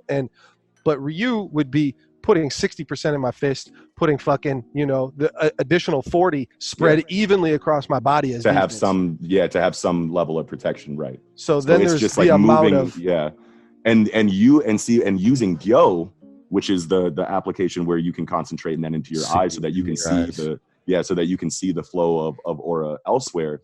You can see where they're moving their Nen. Yes. Right. So when someone uses Ryu and you can see that they've moved all of their aura or 60% of their aura to their fist, you see which areas of their body is open for attack. So like that creates another layer of strategy. A billion levels of strategy in Hunter. Right. And you can predict people's attacks by seeing where they put their Nen, you know, like before they strike, which is another. That's why he has to do the fucking stopwatch training, and when Bisky grabs him, he has to match the output exactly, because and because you need to be able to, your Ryu has to be so like second nature that you can feint with it. You know, you could put 60% in your fist and make it look like you're about to, you know, but then switch it at the last second. And do something different, you know. That's so tight. It's just so crazy. But I mean, you talked about Gyo, and that's where and it's not only in the eyes, but the eyes is where the primary, where you're hard focusing all your energy, or at least the majority of your energy, into a certain, you know, spot, usually one of your senses, to see the flow of, and you need this because In is using Zetsu on your aura. Yes. It's crazy how you shut off the aura around your aura to conceal it, basically. You almost like put you put your aura behind a blanket. Behind a blanket. That's a good way to describe it. So if you aren't using Gyo at all times, which you need Gyo to know exactly how much aura they're putting in every area, but if you're not using it basically at all times, at least some level of Gyo, then you're going to be open to trickery in these fights and whatnot. So it's just really, really important to, I don't know, all these Nen techniques. And when you go through Bisky explaining it to him, you know, she really stresses on how this stuff needs to be instinct and not thought. You can't think. This has to just be done automatically. You got to get to a point where this is second nature to you. You can do this in your sleep. And it's nothing, you know. And so, and we talked about most of it. We got to, you know, N is N was the last one that I wanted to talk about, which is basically just the UAV radar, you know, where you can shoot your aura out in a 360 degree, you know. Anything sensory detection is like my shit. Yes, dude. But N is one of the most taxing Nen techniques. Because you have to shoot your aura out in such a wide field. And there were and there were times like when Zeno and Silver were looking for Crollo in the Phantom Troop arc, you know, when all the mafia shit was going on, and they were looking at all of the corpses that Crollo had laid out, and he was like, yeah, man, he's not really leaving any like of his presence, you know, behind. Like, we're not gonna be able to find him just by like looking at these bodies. And then Zeno's like, all right, I guess I'll have to use N then. And then Silva's like, this is a pretty big building, like, you know, and he's like, I'm only gonna do it in like a radius of like 30, you know. But he said he could do the building if he wanted to. Yeah, he's like, I could do the building. I could. Don't get me wrong, bro. Don't get it twisted. I could do the building, but for the sake of aura conservation, because we're going to eventually have to fight this motherfucker, I'm just going to do about 30 meters, and then we're going to start at the top of the building and go down until we find him. and then that was the first time that you see N, so you're like, okay, so that's a pretty crazy ability. And then they talk about how hard it was, you know, for people to do that if they want. And then you see Kite, you know, in the Chimera Ant Saga, and I think he does like 45 meters. I think it's 55, 45 or 50. And then they said that puts him, like, we get a dialogue that says that puts him in the upper echelon of Nen users, just being able to use the N to that degree in 45 degrees. And then you think back to Zeno, like, he said he could do this whole building Yeah. You know, like how crazy is Zeno? But yeah, man, Zeno different. Zeno is different. Yeah, dude. But yeah, and I mean, there's a lot of other things that I wanted to touch on in regard to Nen too. I don't know if you guys have any like closing statements, you know, on Nen, but I really don't want this to be a 5-hour episode. No. Right. I do. I just one more of those techniques where you enfold your aura into an item that's not you. And the reason I just really have to mention it because one of my favorite things ever about the anime is right at the beginning during the Hunter exam where fucking Hisoka. In between commercials, you know, you get the Hunter language, and then the first one is the card coming out of the sleeve or whatever, and she's holding the card, and then it comes back from break. He does like a 180 and throws the card, and it breaks the screen, cracks your screen, and that's perfect example of Shu, where he's encasing his cards with his aura, just like the Amazon Lily shooting the arrows and coating it with hockey. That's the best. That's the best way to explain it to people that might not be as familiar. Is literally it's like a coating where you like make an object outside of yourself an extension of your body by applying your aura to it. Yeah, and I don't know what they call those like little intermissions like between commercials that we don't get in America. Those are anime only type shits that are great and I love them. But that's the greatest one of all time. Like that's literally like, and you know, you got like Trigon or fucking Yu Yu Hakusho, and then Koenma falls on Kuwabara. Yeah, those I love those, but that's the best one of all time is Hisoka breaking the screen, and that's why I had to talk about that. Yeah, but that's really all I got. I mean, we could, like you guys said, we could be here for another hour talking about this. So we really. But I think it's time.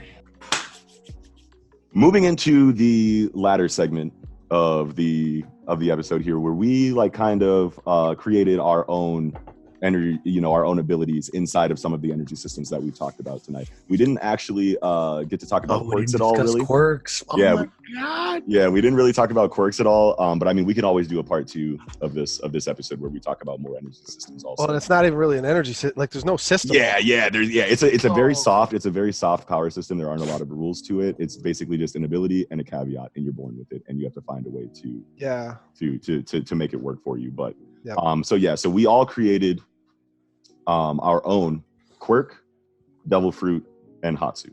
So we're going to go into those a little bit in length, what they do, how they work, applications of them that we feel like make them strong, and maybe we can touch on like combat situations and why, you know, they would be nice in those situations too. Who wants to start it off? Let's do quirk first.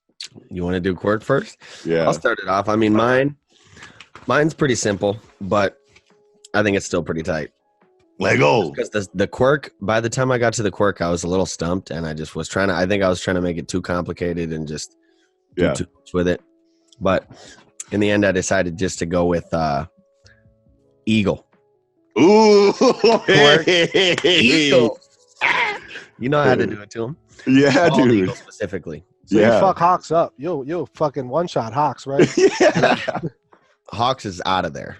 I'm number 2 now, motherfucker. Yo, wow. I tried to word this kind of like how they word the explanations of the abilities in Hero 2. It's or at least how Asui's was worded, because she's really the only example we have. But Gang Orca, yeah. So can do anything and everything an eagle is capable of. I.e. see for miles, flying, razor sharp talons on hands and feet. Yes. Also, feathers are razor sharp as well. Okay. So wings for slicing techniques and shit like that. Okay. Steel wing. Yep. Hey, Archangel. Able to survive and function well in low oxygen environments because, you know, up in the air, it's the oxygen is real thin. Oh, yeah. That's sick. Can unleash a deafening screech that dazes, disorients, and renders enemies unable to hear for a short period of time, and can also communicate with and control other avian species to make them do his bidding. Oh, that's cool. You're like the king of birds. You're the king of birds. I'm the king of motherfucking birds, man. Oh, dude, that's so sick. All right. I mean, I can go. I'll go next. Let me go next here. So, my quirk's name is Reconstruction. It's a transformation type. Ooh. Oh, man. Yeah, it's going to be okay. Let's go. By touching any type of material, the user can construct their makeup to the material they're touching while maintaining a human form. Base level application would be to touch steel or rubber and use those properties to battle. But so you can take on the properties of shit you touch? yeah. Yes. So that's like Crusher Creel from the or no, maybe not Crusher Creel, but there's a character in Western comics that can do that, but he's a bad character and no one knows how to write him. But that's such a cool ability though. Man, and yes. That's just I got like 2 paragraphs to go. Let's go, dude. That's so sick. So a high level of physical ability will be needed to fully utilize my quirk, because I'm still going to be a hand-to-hand type, right. mostly, and I'm right. usually, going to, harden my body or, whatever, make it rubbery or soften it, or whatever. That's so strong. So, I got caveats and all that stuff too. So let's go. Let's see. The transformation time limit depends on how much material is available to touch and how long it is touched. Think of objects as having an energy pool based on size. I'll drain X amount of that energy, which will go into my energy pool. The user would keep a utility belt of various material, but since the amount of material that's able to be carried will be low, so will the time limit. So the small amounts of material kept will allow transformations of 20 seconds-ish, 20, 30 seconds. Whereas if I was, to touch a steel beam for 30 seconds, the transformation would last like roughly 3 minutes, or whatever, because of the size plus, I don't have, math on it, but size plus time equals, strength and ability. That's so strong. Yeah. And so it's very versatile. I can use it on the battlefield and just find shit. You have gear too. So like Hatsume will come hit you with the utility belt and you got Hatsume is my new best friend with this shit. Obviously, she's gonna be hooking me up. But yeah, so let's see. So where was I here? Hatsume man. So that's kind of base level application. Second level application would be to transform different parts of the body into different material. Multiple materials simultaneously will reduce the time those forms can be held. So like I can go in my tool belt, grab a piece of rubber, grab a piece of steel, use this arm to tank and block while I fucking Gatling gun with my other arm. Wow. But and the same with the leg, I presume. Anything in that. Yep. Yeah. Anything bro, like that. Chill, bro. Hold on, bro. Any way I can mold half it. Steel, half rubber on the head. G, like, like there's so many, since those they're small pieces I can hold with me, so those have to be done. They're split second. It's almost like since we're talking about Ryu, it's almost like that where I have such a small window to make some of this shit work. Right. There's going to be a high level of tactics that's needed as well as high level of physical ability that's going to be needed to pull this off. Yeah. So. It's very versatile, and it's one of those that the sky's the limit, kind of, really. Like you could be trash with it if you're dumb, but if you're good, you can kill with it. So yeah, dude, that's amazing. So yeah, that's only second level. The third and highest level of application would be allow the user to touch a material that once they've attained enough amount of that energy needed to hold the transformation for a significant amount of time, I can expend some of that energy to reconstruct the element to a form that's related. An example would be if I have a big obsidian block and I'm holding obsidian for a long time and getting enough of the mana off of it or whatever, an energy pool off of it, I can now turn my body to magma and reverse its composition and use that as well. But see, again, it's all contingent on how much of it I'm using, how much I'm touching, and how long I'm touching it. So I would say to get like a third level, like I literally got a spirit bomb in the corner for 7 minutes real quick, holding on to my big ass block of obsidian. Where do you get that? Or change it to glass, you can alter the composition of those materials or elements. And, obviously level of skill and whatnot and time and all these things are factored in to, give just a wide fucking range of application as well as skill level and just a lot of strategy to it. That is so damn cool, dude. That's a great quirk. You're the number one hero. Yeah, no. I mean, not at first. Endeavor might be out, G. Yeah. Well, especially when I magma bomb his ass. Fuck that. Yeah, let me show you. You know, we saw how magma versus fire works. You know, in another series. So. Oh, we did, man. Ace got fisted. Oh, jeez, big rubber fisted. That's amazing. But yeah, boy. That's it. Go ahead. Yeah. Dude, you guys are so cool. Okay. Wow. I shouldn't have gone last. Nah, dude, my shit's tight. And this is a quirk. This is an ability that I've always, even before My Hero Academia ever came out, this is an ability that I've always said would be mine if superpowers could exist in the real world. So this quirk, and I've actually talked about this in other like areas like online, like I'm pretty sure I talked about it in the Project Manga closed group on Facebook and other areas. So like this might be a second time hearing it for some viewers, but I know you specifically, Kiko, have not heard this yet. Eagle, you have, and we've talked about it before. I'm ready. Let's hear it. My quirk is called Muscle Mimic. What this does is it allows me to instantly copy any physical feat that I witness, right?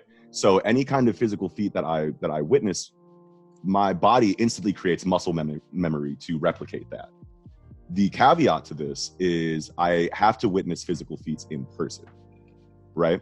But there's no time limit to, like, I have that muscle memory forever.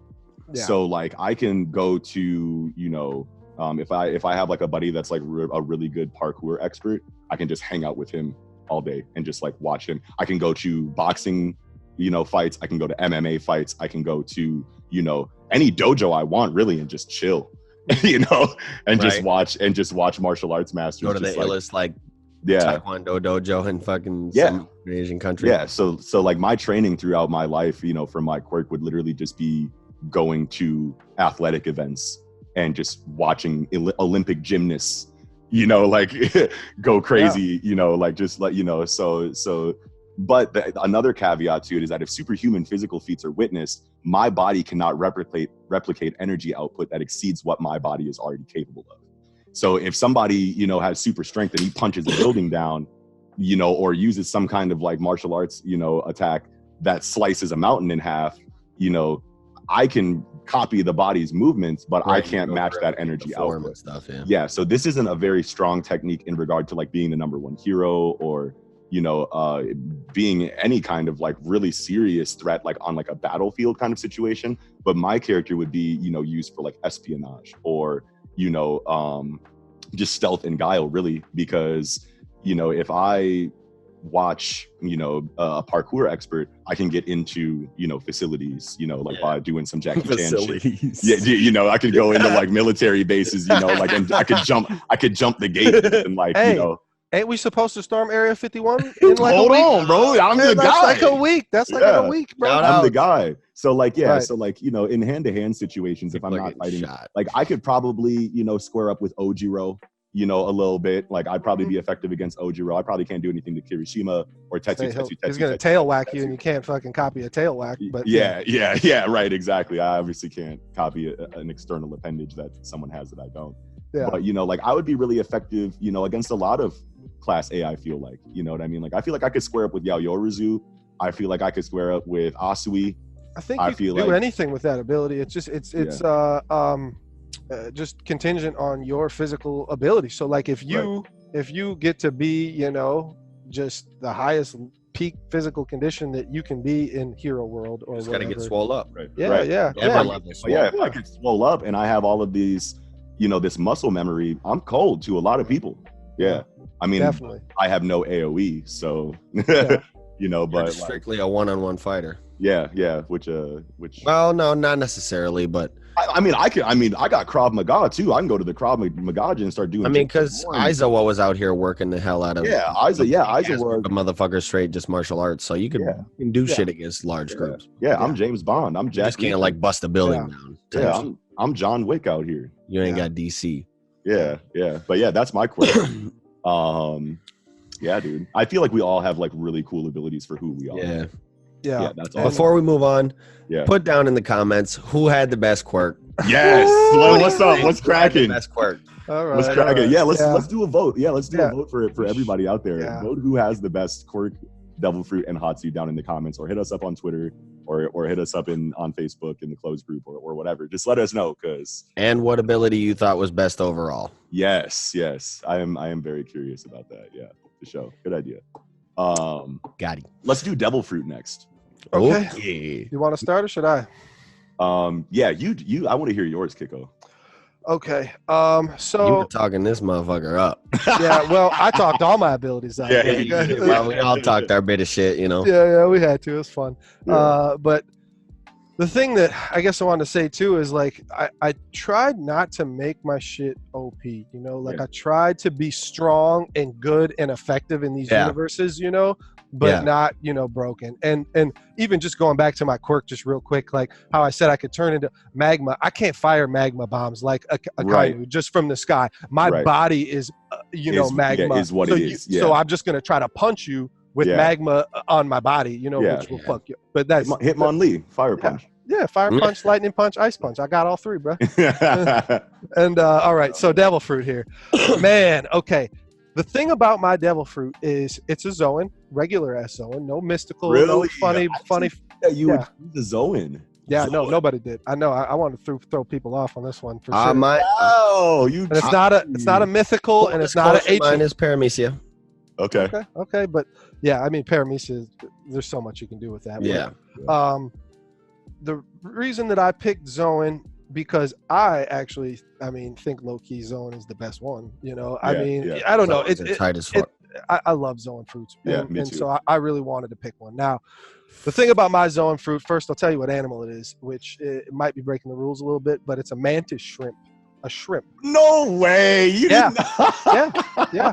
So first of all, it's a water. It's a water thing. We haven't seen any water Zoan. So if you want to disqualify me in the comments and shit talk, go ahead. You know, I earned it. But the animal. No. A mantis shrimp. You guys kick this man. You need to learn about it. Is the tightest marine animal of all time. Dude, mantis shrimp is so tight, and it is okay. So mantis shrimp have a club arm. Dude, they are, dude. Yeah, they have smasher. They have smasher claws. They have. They have a club arm and a spear arm. So in the water, their club strikes at 51 miles an hour from a zero stance position, which is 340 pounds of force. Yeah. They can break bulletproof glass. Yeah. Because they can if it's on top of water, it can make sparks of lightning. Yes, exactly. I'm getting there. So because they strike so rapidly, they generate a wave of cavitation bubbles that collapse and produce a vacuum shock wave, which is strong enough to kill on its own. So they can miss and still kill you, with their strike. That's how strong their punches. And so the impact also produces sonoluminescence that can also blind its prey, and in some scientists have thought that might even do some kind of neurological damage to their prey. Wow, dude. And I don't think that's proven, but that's just the shit I was reading about it while I was looking at this. Mantis shrimp. So their club easily shatters snails, crabs, mollusks, rock oysters, shells. Just shatters their shit. They can't. There's no protection. No crustacean has a strong enough shell to fuck with the mantis. So let's see. It takes 900 pounds of force to break an average adult femur, which is the strongest bone in our body.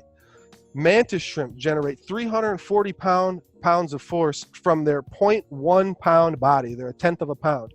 Extrapolating that force to a 200-pound male, which I am, would be 680,000 pounds of force.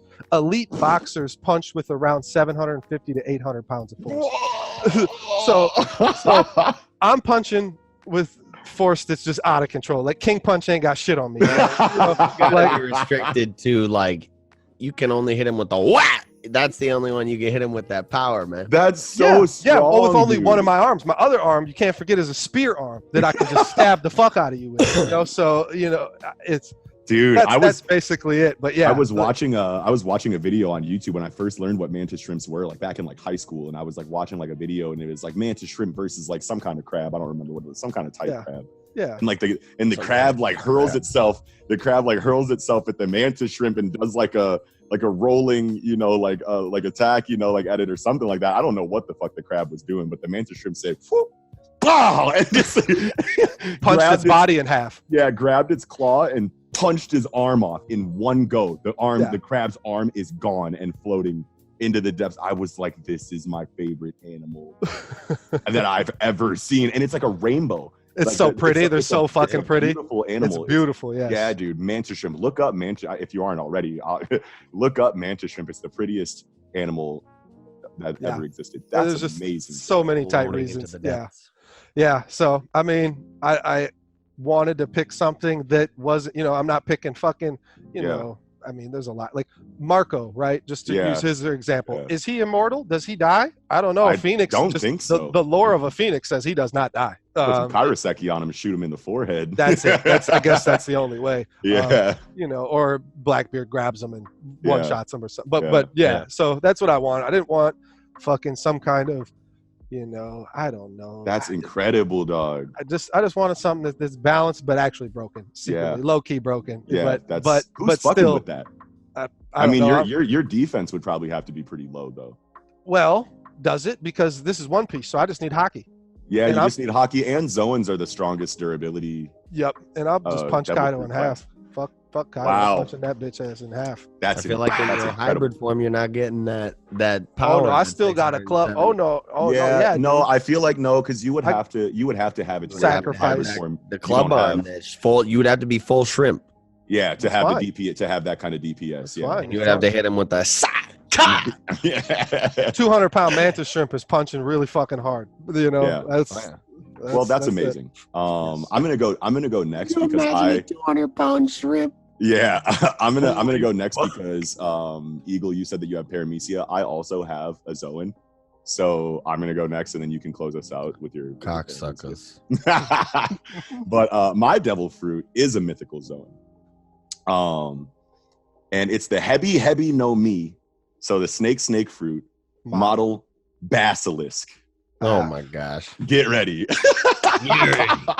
So if you're familiar with the basilisk from folklore or whatever, this is like the king of serpents. Okay, so like you have Orochi and he's a hydra and like that's a pretty big deal. But I feel like the basilisk is the scariest lizard in fiction, or in myth or whatever. And I've always like thought that this was a really cool mythical creature. I was gonna do Chupacabra, but I wanted to keep it in like that, like Chupacabra. Yeah, I wanted to go in like that, like folklore, in that like area of folklore. But the basilisk is cool because it has a glare. So this is one of my abilities. It's called glare, and normally this glare is like a death gaze. But in some iterations of basilisk lore, it's also a petrification. So it's kind of like a Medusa. So my glare is a petrification, but it's not a Boa Hancock. It's not a Boa Hancock petrification. It's basically the target is frozen while I'm making eye contact with them, and then blinking dispels the ability. So it's kind of like I'm Medusa, but without turning you into stone. But I'm also Aizawa in regard to like if I blink, you're free. That's broken. Shout out to Visine. Yeah, but I mean, like I have to keep my eyes on you. So now my next ability is called Hard Venom. It sounds like all you gotta do is like look them in the eye and then just like, hold your shit open and you can just. Yeah. It's broken, but there's a caveat there. Just don't look at me. Use observation hockey to fight me. You know what I mean? Close your eyes. M.A.N.G.A, look at your feet. Yeah, exactly. Like there's a lot of ways. And they're just assuming you're just another motherfucker, Yeah, there's a lot of ways that you can get around it once you know about it. You know what I mean? Yeah. But my next ability is called Hard Venom, and this is the tried and true petrification. So if I bite you, it turns you to stone. That's hard to do. Which is hard to do. Unless you're Tyson. hard to do. Oh my god. Yeah. So those are like my two main abilities, and then my ultimate ability is called I can only use it in my full basilisk form. Okay. So I can't use this ability in hybrid or human form, but it's called Recoil Rot. Okay. And anything that touches my skin starts to decay. which is a characteristic of the basilisk from from Myth. So basically, while I'm in my full basilisk form, but that means that I can't really be in my full basilisk form all the time, because if I'm just walking around in basilisk form, everything around me is like decaying. So walking around, bro, you're slithering. Yeah, well, no, because the basilisk has arms and legs. Yeah, I'm not familiar. I'm pretty sure. I'm pretty sure the that. Yeah, I'm pretty sure. Yeah, I think basilisk has arm and leg too. I think it's just like a big lizard. Really. Yeah, it's a big lizard, but I mean, like, I'm putting it I'm calling it the heavy no me, because like I didn't want to say lizard fruit. Yeah, and that's already kind of how it's been, even like where you get things that I don't Fuja know. have arms. Yeah, I don't know. It's a great ability, but there wasn't there like, and I'm trying to think of like where it's like heavy no me model, Scorpion or something where it's not even in the same, that's a bad example, but like there is where like there's like a model that's not the animal doesn't line up match up perfectly like species wise. Yeah, and that's kind of what's great about One Piece anyway, is that there's wiggle room. There's wiggle room, but recoil rot is cool just because it's a purely defensive technique, but like I have friendly fire, essentially. Like I can't be around things that I care about while I'm in that form. So I'm basically like stuck in human or a hybrid form, which is, a caveat in its own, even though like all of my DPS, physical strength wise is going to come from my full animal form. I can't really be in it like that unless I can really go crazy and I'm surrounded by enemies. So but that's my devil fruit. Let's get into these Hatsu. I ain't even give my devil. Oh wait, you didn't even do yours. You're trying to escape me. No. I'm sorry. I assumed because your quirk was eagle. I just like assumed that. I went first. Sorry, dude. All right. Here we go. Mine is called the Ranchi no Mi, and it's the launch fruit, and it's a loose translation. I mean, I think it's actually the word for like lunch. Oh, but fuck you! It's a synonym for fucking launch. So it's called the launch fruit. Ooh. And again, I tried to word this similarly to like how devil fruit explanations are worded. So it goes, the user becomes a launch person. User can launch either their entire body or any individual part of their body with rocket/jet levels of propulsion. Individually launched parts have rocket/jet level propulsion levels, while launches where the body remains intact may be increased to like Soru / instant transmission, whatever kind of levels of speed you want to call it. Shundo, flash step. User gains, obviously, this is just a little caveat to, obviously I'm not going to kill myself with my own fucking launches. Launch your head and just die. User gains a shock nullification type effect from impacts caused as a result of launches. And then just basically kind of a range specification. User can travel up to 100 meters or 328 feet per launch, while individually launched parts can only travel up to 10 meters or 32 feet away from the user's body. Oh, okay. So you're still mid-range. Yeah. I mean, I can't just fucking launch my shit across the map at you. Like, and then it comes back on a similar jet. I can fucking blitz you 328 feet. Yeah. Your lariats are going to be crazy. You know what I mean? Your clothes lariats are out here. Yeah. That's amazing. Yeah, I mean, I didn't really come up with any moves, but I kind of I like one. I mean, you can assume like you can assume. I mean, I'm blitzing you and hitting you with the fucking Soru punch. Yeah, dude, fist coming out, bro. That's good. That's so good. I'm so glad that all of our shit is tight. Yes. Yeah, I was worried that someone was gonna have a weak one, and I was gonna have to be like, "Yeah, that's cool, bro." Let's get into these Hatsu. Yeah, dude, Hatsu. Kiko, I want to hear yours first again. All right, go first this time. Go ahead. All right, fine. I'll go first. You're right. I haven't gone first yet. You should. All right, fine. So the way that I did my Hatsu, my Nen ability, is first and foremost, when I was going into this, I decided that I was going to base what my ability was going to be on what class of Nen user that I am. And the class of Nen user that I am is being predicated by Hisoka's personality test that we learned about in Heaven's Arena.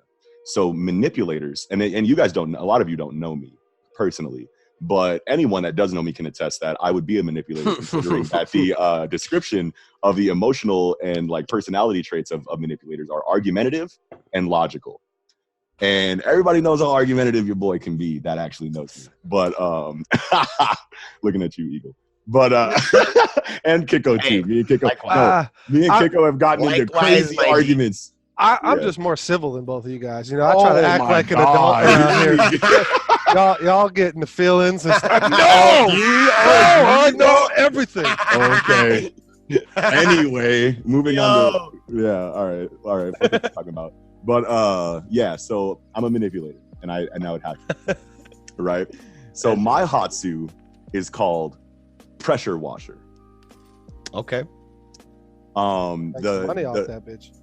So the base like surface level explanation of what this does is I can manipulate water, but that's very like what you would think it would be is way different than what it actually is. So I have a couple different abilities here that go into my pressure washer. So the first ability that I'm going to talk about is tank. Now this is an ability that I don't, or this is an item that I don't conjure, but that I just keep on me, and it's just a giant gourd that's worn on my back, and it's filled with water. Yep. I have hoses coming from the tank that run down my arms, and I'm able to shoot water from the gourd out through these hoses in a variety of different defensive or offensive ways using emission. Now, emission is like Mario Sunshine. Right. Emission's right next to manipulator. Yeah, so I have an affinity for emission techniques. Mm-hmm. So, but I'm manipulating the water itself. And if I do decide to use it offensively, it's not necessarily in like a hydro pump kind of way.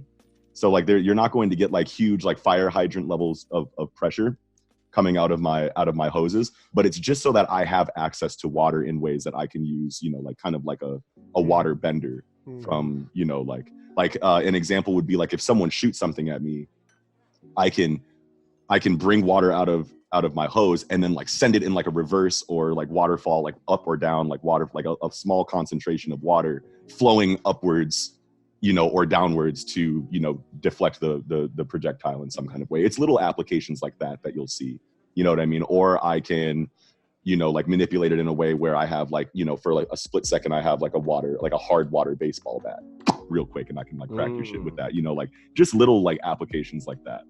My second ability is called replenish.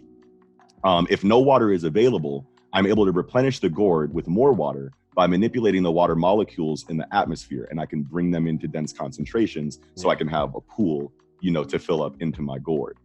But this has a high channeling time, and another caveat is that I'm unable to move while channeling. Okay. Right. So knocked on easy. Right. Yeah, exactly. So like basically, you know, if I run out of water, I have to use, you know, like regular M.A.N.G.A retechniques to fight you, you know, that anybody can use like in a hand-to-hand like situation. Escape, regroup, refuel, and come to fight again almost. Yeah. Or just can you shoot like applications. Finish it off, but knock them back and stagger them, and then you can channel for 10 seconds or whatever. So I can get some more water. Right. My ultimate technique is called Fluicide Pact. Now, fluicide is obviously a play on the word suicide, but fluid suicide pact. What this does is I'm able to suck all of the water out of a person's body, but I must be touching them. The condition that I have on here is that I lose fluids equal to the target's fluids lost. So like that's so if I'm draining you of the water in your body, that's also depleting my HP. So you can fuck around and kill yourself. Yes. So this is like a last resort. Like, so if they like, if I'm going to die anyway, I'm going to choke you till your eyes pop out, and I'm going to suck all the water out of your body, and hopefully we can just both die instead of me just dying. But, you know, so if the target is killed, if the target doesn't die, I don't die either. And we just lose HP equal to each other's. And you might pass out from the amount of water that you've lost, whereas I might still be standing and I can, you know, kind of like regain myself and use replenish. Yeah. But if I kill you, I die too. Well, didn't you say you just suck it all up? Yeah. I mean, like, so there you can if he wants to. Yeah. I mean, if he wants to suicide. I mean, if I want to fluicide, then we're dying. Then, That's then tight. It's a wavy ass ability. Fluicide. yeah, because you know your boy Wavy Jones out here. Jesus Christ. Wave Brady out here. I'm The excited. original. Yeah. But yeah, that's my Hatsu. And obviously I could go, at length into like more applications of abilities that I use with my tank in ways that I can manipulate water, in a small area around me. But you guys can use your imagination. So Yeah. Let me go off. Yeah, go ahead. I'm about to hit it. So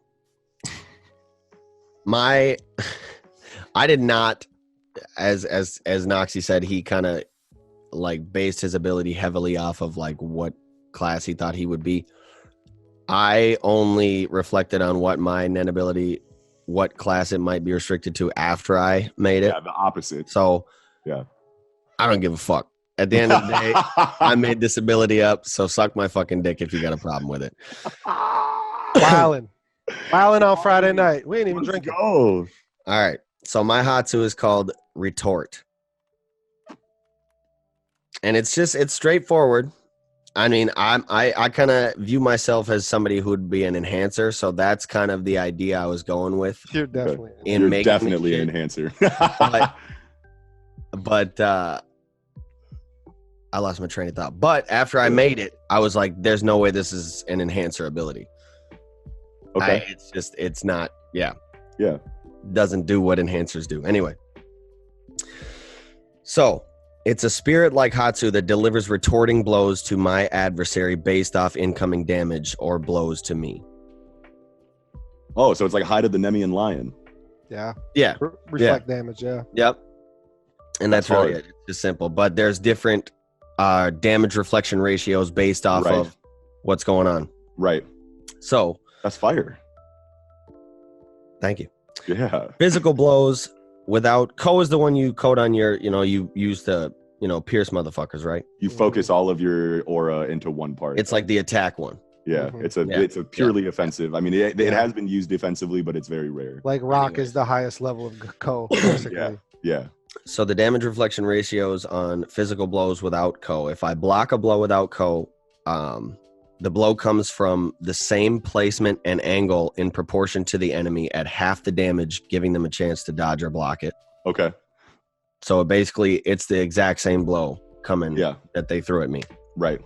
If I take a direct hit, the blow comes from the placement and angle directly opposite to that of the attack that landed at 1.5 times the damage. Wow. So it's basically, if they hit me with a right uppercut, it's coming down with. And if you don't got the skill to block that motherfucker, boy, you get that's good. Though. Well, it's hard to figure out in the course of a battle too. Exactly. That's perfect for Nen. Yeah. Yeah. So now moving into the physical blows with Ko. If I block an attack, it just shares the effect of a direct hit with no Ko. So it's simple, It comes from placement and angle directly opposite at 1.5 the damage. Yeah. But if I take a direct hit with Ko, Retort selects one of any openings an opponent has and throws a blow at 3 times the power of the attack received. Wow. My guy out here hunting. Wow. Yeah, so I'm going straight to Fluicide Pack fighting you. Yeah. Yo. Fuck the bullshit. Fuck the bullshit, bro. And I figured that, in Hunter, most of the time, if you actually get hit with like the serious effect of an enemy's Hatsu, the fight usually doesn't last too much longer after that. Yeah, usually this last is just like, if I get hit with an enemy's Hatsu or its effect, it's a last ditch effort, like I win or I lose right here type shit. So if I'm hit with the enemy's Hatsu or its effect, Retort zeroes in on enemy's most vulnerable vital point at that instant and throws a blow at 5 times the power of the strongest blow that they've hit me with thus far in the fight. Holy shit. And it's literally just like an all in. If you can dodge or block this, somehow mitigate the damage, you win. But if not, you out of there. Wow, Retorts. And I'm trying to think, like, does it fit in? I've been sitting here listening to it, trying to does it fit into a class? Any Nen class? No, not really. No, it doesn't. It's hard. Not really. Yeah. It's hard. That's got to be a specialization. I'm a specialist, baby. All right, fine. Yeah, that's great. I like it. Love it. I appreciate it. I don't think that's ridiculous. That's not too you got to take crazy, that. bro. You got to take hits, and if you got low durability, you might get wrecked before you. And if I'm not an enhancer, that's the thing. Yeah. Mm-hmm. But I mean, I guess. Well, no, because I was gonna ask you guys about this. Do all specialists share the qualities of like Emperor Time Kurapika, where he can like free? No, that's what I was thinking. Where he can like freely manipulate enhancer traits and shit like that. He healed his arm so that's I would say if I had to guess, which it's not even like I would be like, but I'd say he gets like 30% in all of them, probably. Yeah, like an even number that's not high in other types of techniques, because being a specialist, their abilities already like on the broken end, pretty much no matter what. So, and if you're like somebody like Crollo, you're stealing abilities that are other types. So, that doesn't really count, because his ability in a way is kind of like Emperor Time, where it's like he's using other people's abilities. Right. So, I don't know. But I would say no. I would say and Pito's a specialist. Hunter at this point. Pito's a specialist too, and Dr. Blythe and Terpsichora are not like, it's like you don't get Emperor Time type shit. No. Like it just because there's plenty of examples of that. Emperor Time is Melioron is a specialist too. You know what I mean? But that's my Hatsu. Fire. I appreciate it. Great job, guys. Kiko, round us off. Well, and I'm going to start this off by saying it is football season. Skull Vikes 1-0. You already know what it is. Oh, Viking! Yo, I'll hit you with the chant right now. I mean, we could sing that, but let's not do it. Yeah. We will exit immediately. Yeah, no, this is sports, man. What? Weebs watch sports too. I Shield 21. But anyway, Prince of Tennis. Yeah, Prince of Tennis. No ace. So, I be using Hisoka's trait, distinguishing whatever to distinguish what type you are. Yeah, I've always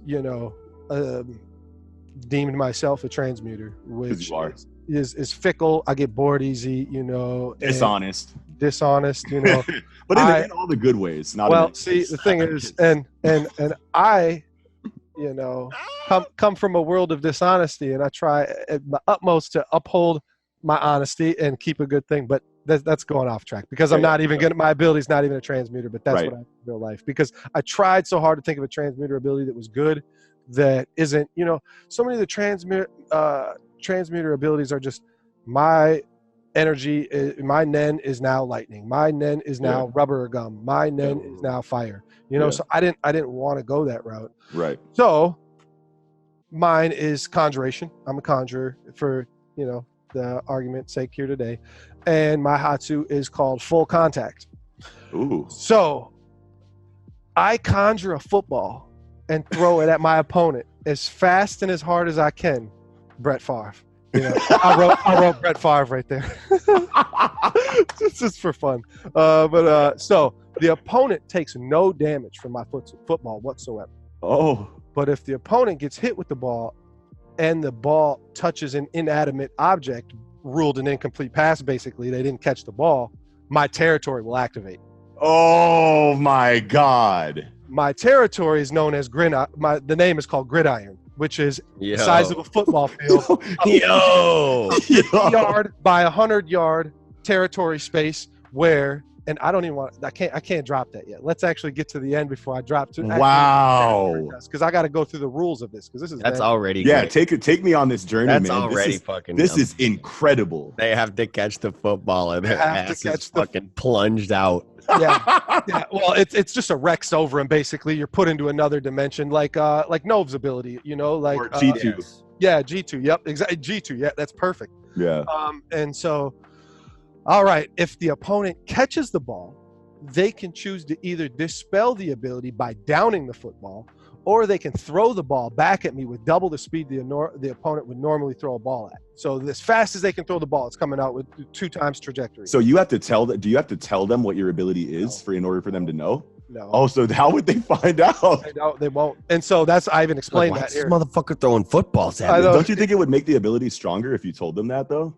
Yeah, I don't know. Maybe. Anyway, no, that's a Nen thing too. That is too. Yeah, that's. Oh wait, no, yeah, it does. Yeah. Very Togashi. I mean, hey, Jujutsu Kaisen is just Togashi 2.0. Junior. Yeah, junior. That's what it feels like to me anyway. Yeah, anyway, keep going, So dude. yeah, Sorry. if the opponent downs the ball and dispels my ability, I won't be able to summon another football for 5 minutes. So I basically can't use my ability, and I gotta co it out myself, it out myself. Right.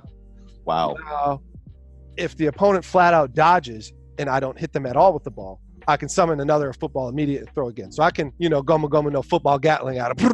Oh my God. And they got to try to dodge, which that's what any Nen user will do. They will never want to touch my football, or they don't want to get anywhere near it and fuck with it, because that's just how hunters fight. They need to determine what's actually happening before they take any kind of risk whatsoever. That's true. So what they normally, which any smart hunter would do that's not going or something, would dodge, repeatedly and never try to get hit with the ball. Until they found out like what possibilities it could be, like what it means to get hit. Like they could probably deduce. Yeah. Meanwhile, Gone is catching the first ball down in that shit, and then fucking he's throwing it. He's throwing that shit right back. No, he'll probably punch it back. So Enhancer is actually my counter, because if they should have higher physical ability than me and should kind of counter me. But I think even as a manipulator, I'm, no matter what, in Hunter, you're going to have, base levels of physical ability, which can vary regardless of your type, even though enhancers are supposed to be the most physically offensive and defensive category and whatever. So yes, they technically counter me. Wow. So if the opponent catches the ball and throws it back at 2 times speed, I can also attempt to catch it. And if I get hit with the ball and don't catch it, I'll take major damage from wherever I'm hit. It bypasses fucking, my any Nen defenses. And wow. So it's like you're in Zetsu getting hit with an Nen attack. Yes, and that's why my territory is so strong and my ability is so strong. There's so many, ways that this can turn against me, and that's why I don't need to tell them about it. And that's basically why I went with this route, where I can just spam attacks at them, and they're probably never going to know what I'm doing. If they did figure it out, it's terrible for me. But there's so many ways to counter me if but this is Hunter. So like, how are you ever going to know? I'm never going to tell anybody about my ability ever in my life. Right. so wow. Gridiron. I'm not there yet. Oh, you're not? No. If I do catch the ball, I can throw it back at exponential speed again. So they threw it back at me 2 times. I'm throwing it back at 4 times. If they catch it, they're throwing it back at me at 8 times, and it's going to exponentially increase. The volley. Yeah, a volley, exactly. Which, there ain't going to be too many volleys. 16 times, 32 times. 64 times. Yeah, that's just getting crazy. So, wow, that's all the rules to get to my gridiron. So. My territory will be 100 by 50-yard football field, exact same size as a real football field, where the exponential rate that I hit the opponent with the football will be applied to my speed. And, if I hit them at 4 times, I caught it once, they caught it once, they volleyed it back, I caught it, I threw it back at them 4 times, hit it and activated my ability. I now have 4 times the speed I would normally have in my gridiron. And you can't dispel gridiron other than killing me or oh my God. So there's no way, if you get hit with my football and my territory activates, even if you're an enhancer, there's virtually no way you can beat me in my territory, because I'm just going to be like light speed. You're going to be, and that's the thing. It's like, man, I wish any of my viewers, which nobody does, play Smite, because Olarun ult is exactly what it is. I have a field where you're going to see me moving so fast that any movements that you make are going to look slow motion to me. It's going to heighten in every way, every speed of every one of my senses and physical abilities by that amount of times the exponential rate that I hit you with the football at. So if I hit you right away and you get hit, it just has to be 2 times, because there's no other option, Yeah. Right. So you return it back at me, you're throwing it at 2 times. So there's just no other option that I had to go with 2 times if I just hit you on the first, right away without no catch and volley. That's so strong, dude. And that is nuts. And that's so good. It's football season. I laid in bed for an hour. Dude, that is so perfect for you. I know. And I sat there just like laying in bed before the game started, thinking of my ability. And I'm just like, what the fuck, man? Like, Hatsu's so hard. Nen is so beautiful. So, How dare yeah. I even try to enter the world of Nen? I know, My dude. I ability know, is man. even I think we worse. all We did all such a pretty a good job. I Yeah. think we Yeah, all did we such an did. amazing job. We really did. I And, feel like I have the weakest in all three of these their well, abilities. strength wise, but like it's Yeah. again, it's application related, kind Yeah. of like my quirk, where like I feel like has a high ceiling and a low floor. Like you could be trash with your ability, but you could have a very high ceiling with it too. Yeah. Whereas my ability, it's kind of like always at the level that it is, even though I mean the exponential rate that I hit you with the football at is going to alter, its potency. But like, can I ever think about Nen users throwing a ball at 16 times speed that they normally would throw at? Like an enhancer throwing the ball at you 16, you just, that ball obliterates you, disintegrates your body, and you're Right. just, like that's just so much pounds of pressure, with my pounds of force, going back to my mantis, like what would that even be like if a hunter did that? So, And it's not even like NFL quarter, like it's like a hunter, you know what I mean? Like a hunter character, like you're a hunter. Yeah. You got like superhuman strength. Yeah, throwing harder than a quarterback for sure. And yes, I had to have, like a hard counter with an enhancer, but then again, the enhancers are all dumb. They'll never figure it out. They'll run right at my football, get hit, fuck this, blah, get hit with it, They'll catch that shit and down your shit. They could, yeah. And so, then I'm just wrecked. Or they would have with enhancers, you would fuck around and lose in the volley because they would have fun with exactly. that. Exactly. So enhancers, that's their fucking bread and butter, G. But again, just even how Hunter's laid out, I'm not going to fucking straight up 1v1 try to throw a football at an enhancer. I'm about to stealth throw my football at an enhancer and it's game over. You know? You could well, even at 2 times speed though, you might not beat an enhancer. You could start off the fight like hand to hand and then jaw him and like dizzy him and then like throw your football right at their like chest and then it'll bounce off them and then boom. Yeah. But then, like I said, that just gives you the 2 times, which you might not. So you want them to catch it and throw it back to you. You want at least 1 volley, really. Yeah. I think 2 times is still probably strong enough because think about my speed is doubled and your speed is halfed. And I don't want to say that it's actually halved. And I don't want to. Well, does it half their speed too? No, he didn't say that. No. But that's basically what I'm seeing. They're going to be moving at it's going to feel, because all of my senses are enhanced by 2 times. It's not just my speed. Everything about me is 2 times faster. My mind, my calculation, everything. And so I'm going to see them there. It's going to look like they're going to be moving in slow mo to me, even if they are an enhancer. So let's just say an enhancer has innately double the movement speed and ability that I do. I basically would probably be on even ground with him if I hit him with the 2 times. But think about Feitan, right? Like Feitan's a transmuter. He has a very high level of physical ability, and enhancers, sure, on paper are going to be stronger than him. But if it's a D tier enhancer and he's S tier fucking transmuter, he's definitely still stronger physically than that fucking enhancer.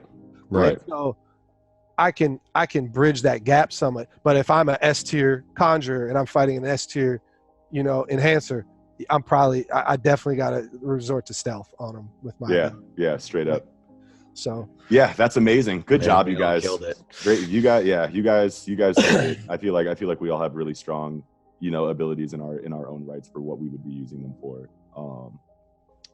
Very, very good shit. Yeah. Oh yeah. Fun and stuff. that's gonna round it off, you guys. Put it down in the comments. Who had the best ability? Yes. What was your favorite? Yes. Best quirk, best devil fruit, best Hatsu, and then overall, you can give us just what was your favorite and whatnot. Yeah. But we really want to hear conversation. Yeah, for sure.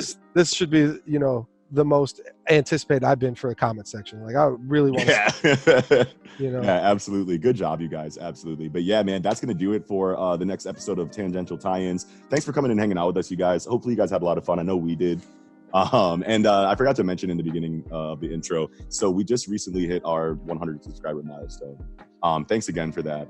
What that means though, is that we said that once we hit 100 subscribers, we were going to have our first community event in our Discord server. So go ahead and join that. It's going to be down in the description. You can find that using the link tree, and that'll also show you all the other areas, all the other apps that we're hanging out in. All of our communities are really cool and welcoming. So we're trying to grow those. So come hang out with us there and have a conversation or have a debate or ask a question, whatever you want. But in the Discord, our good buddy Daniel is actually organizing the first community event, and it's like an anime naming game. I've never played it before. I've seen, like, he showed me, like, I think he's done it in the past. It's really cool. But that's what he's going to be organizing in there. It'll be through the Discord. So go ahead and join in there, and you can see more information about that in, like, the announcement section and in the community event section of the Discord. So that is what and then me and Kiko actually are going to have a second community situation that we're going to think about and elaborate on a little bit more as some of these anime convention season, events start coming around. So. Well, yeah, because there's only like 2 for us for the rest of the year until the end of the year that we'll go to. There's we got Fusion and Daisho, and so we wanted to, like, grab some merch and stuff out of there, and maybe do some giveaways, something like that. But so we'll figure it out. We'll cross the T's, dot the I's, and get that going for you guys. But yeah. Smash that like button if you enjoyed the video. Smash that subscribe button if you're new to the Project Manga podcast. And you can hit the bell icon next to subscribe, and I'll actually chirp y'all once the new video comes out. Once again, I'm Noxie. Skull, this is Kiko. And it's Eagle Summer. And we'll catch y'all next time on the Project Manga podcast. Love you. Sarabada.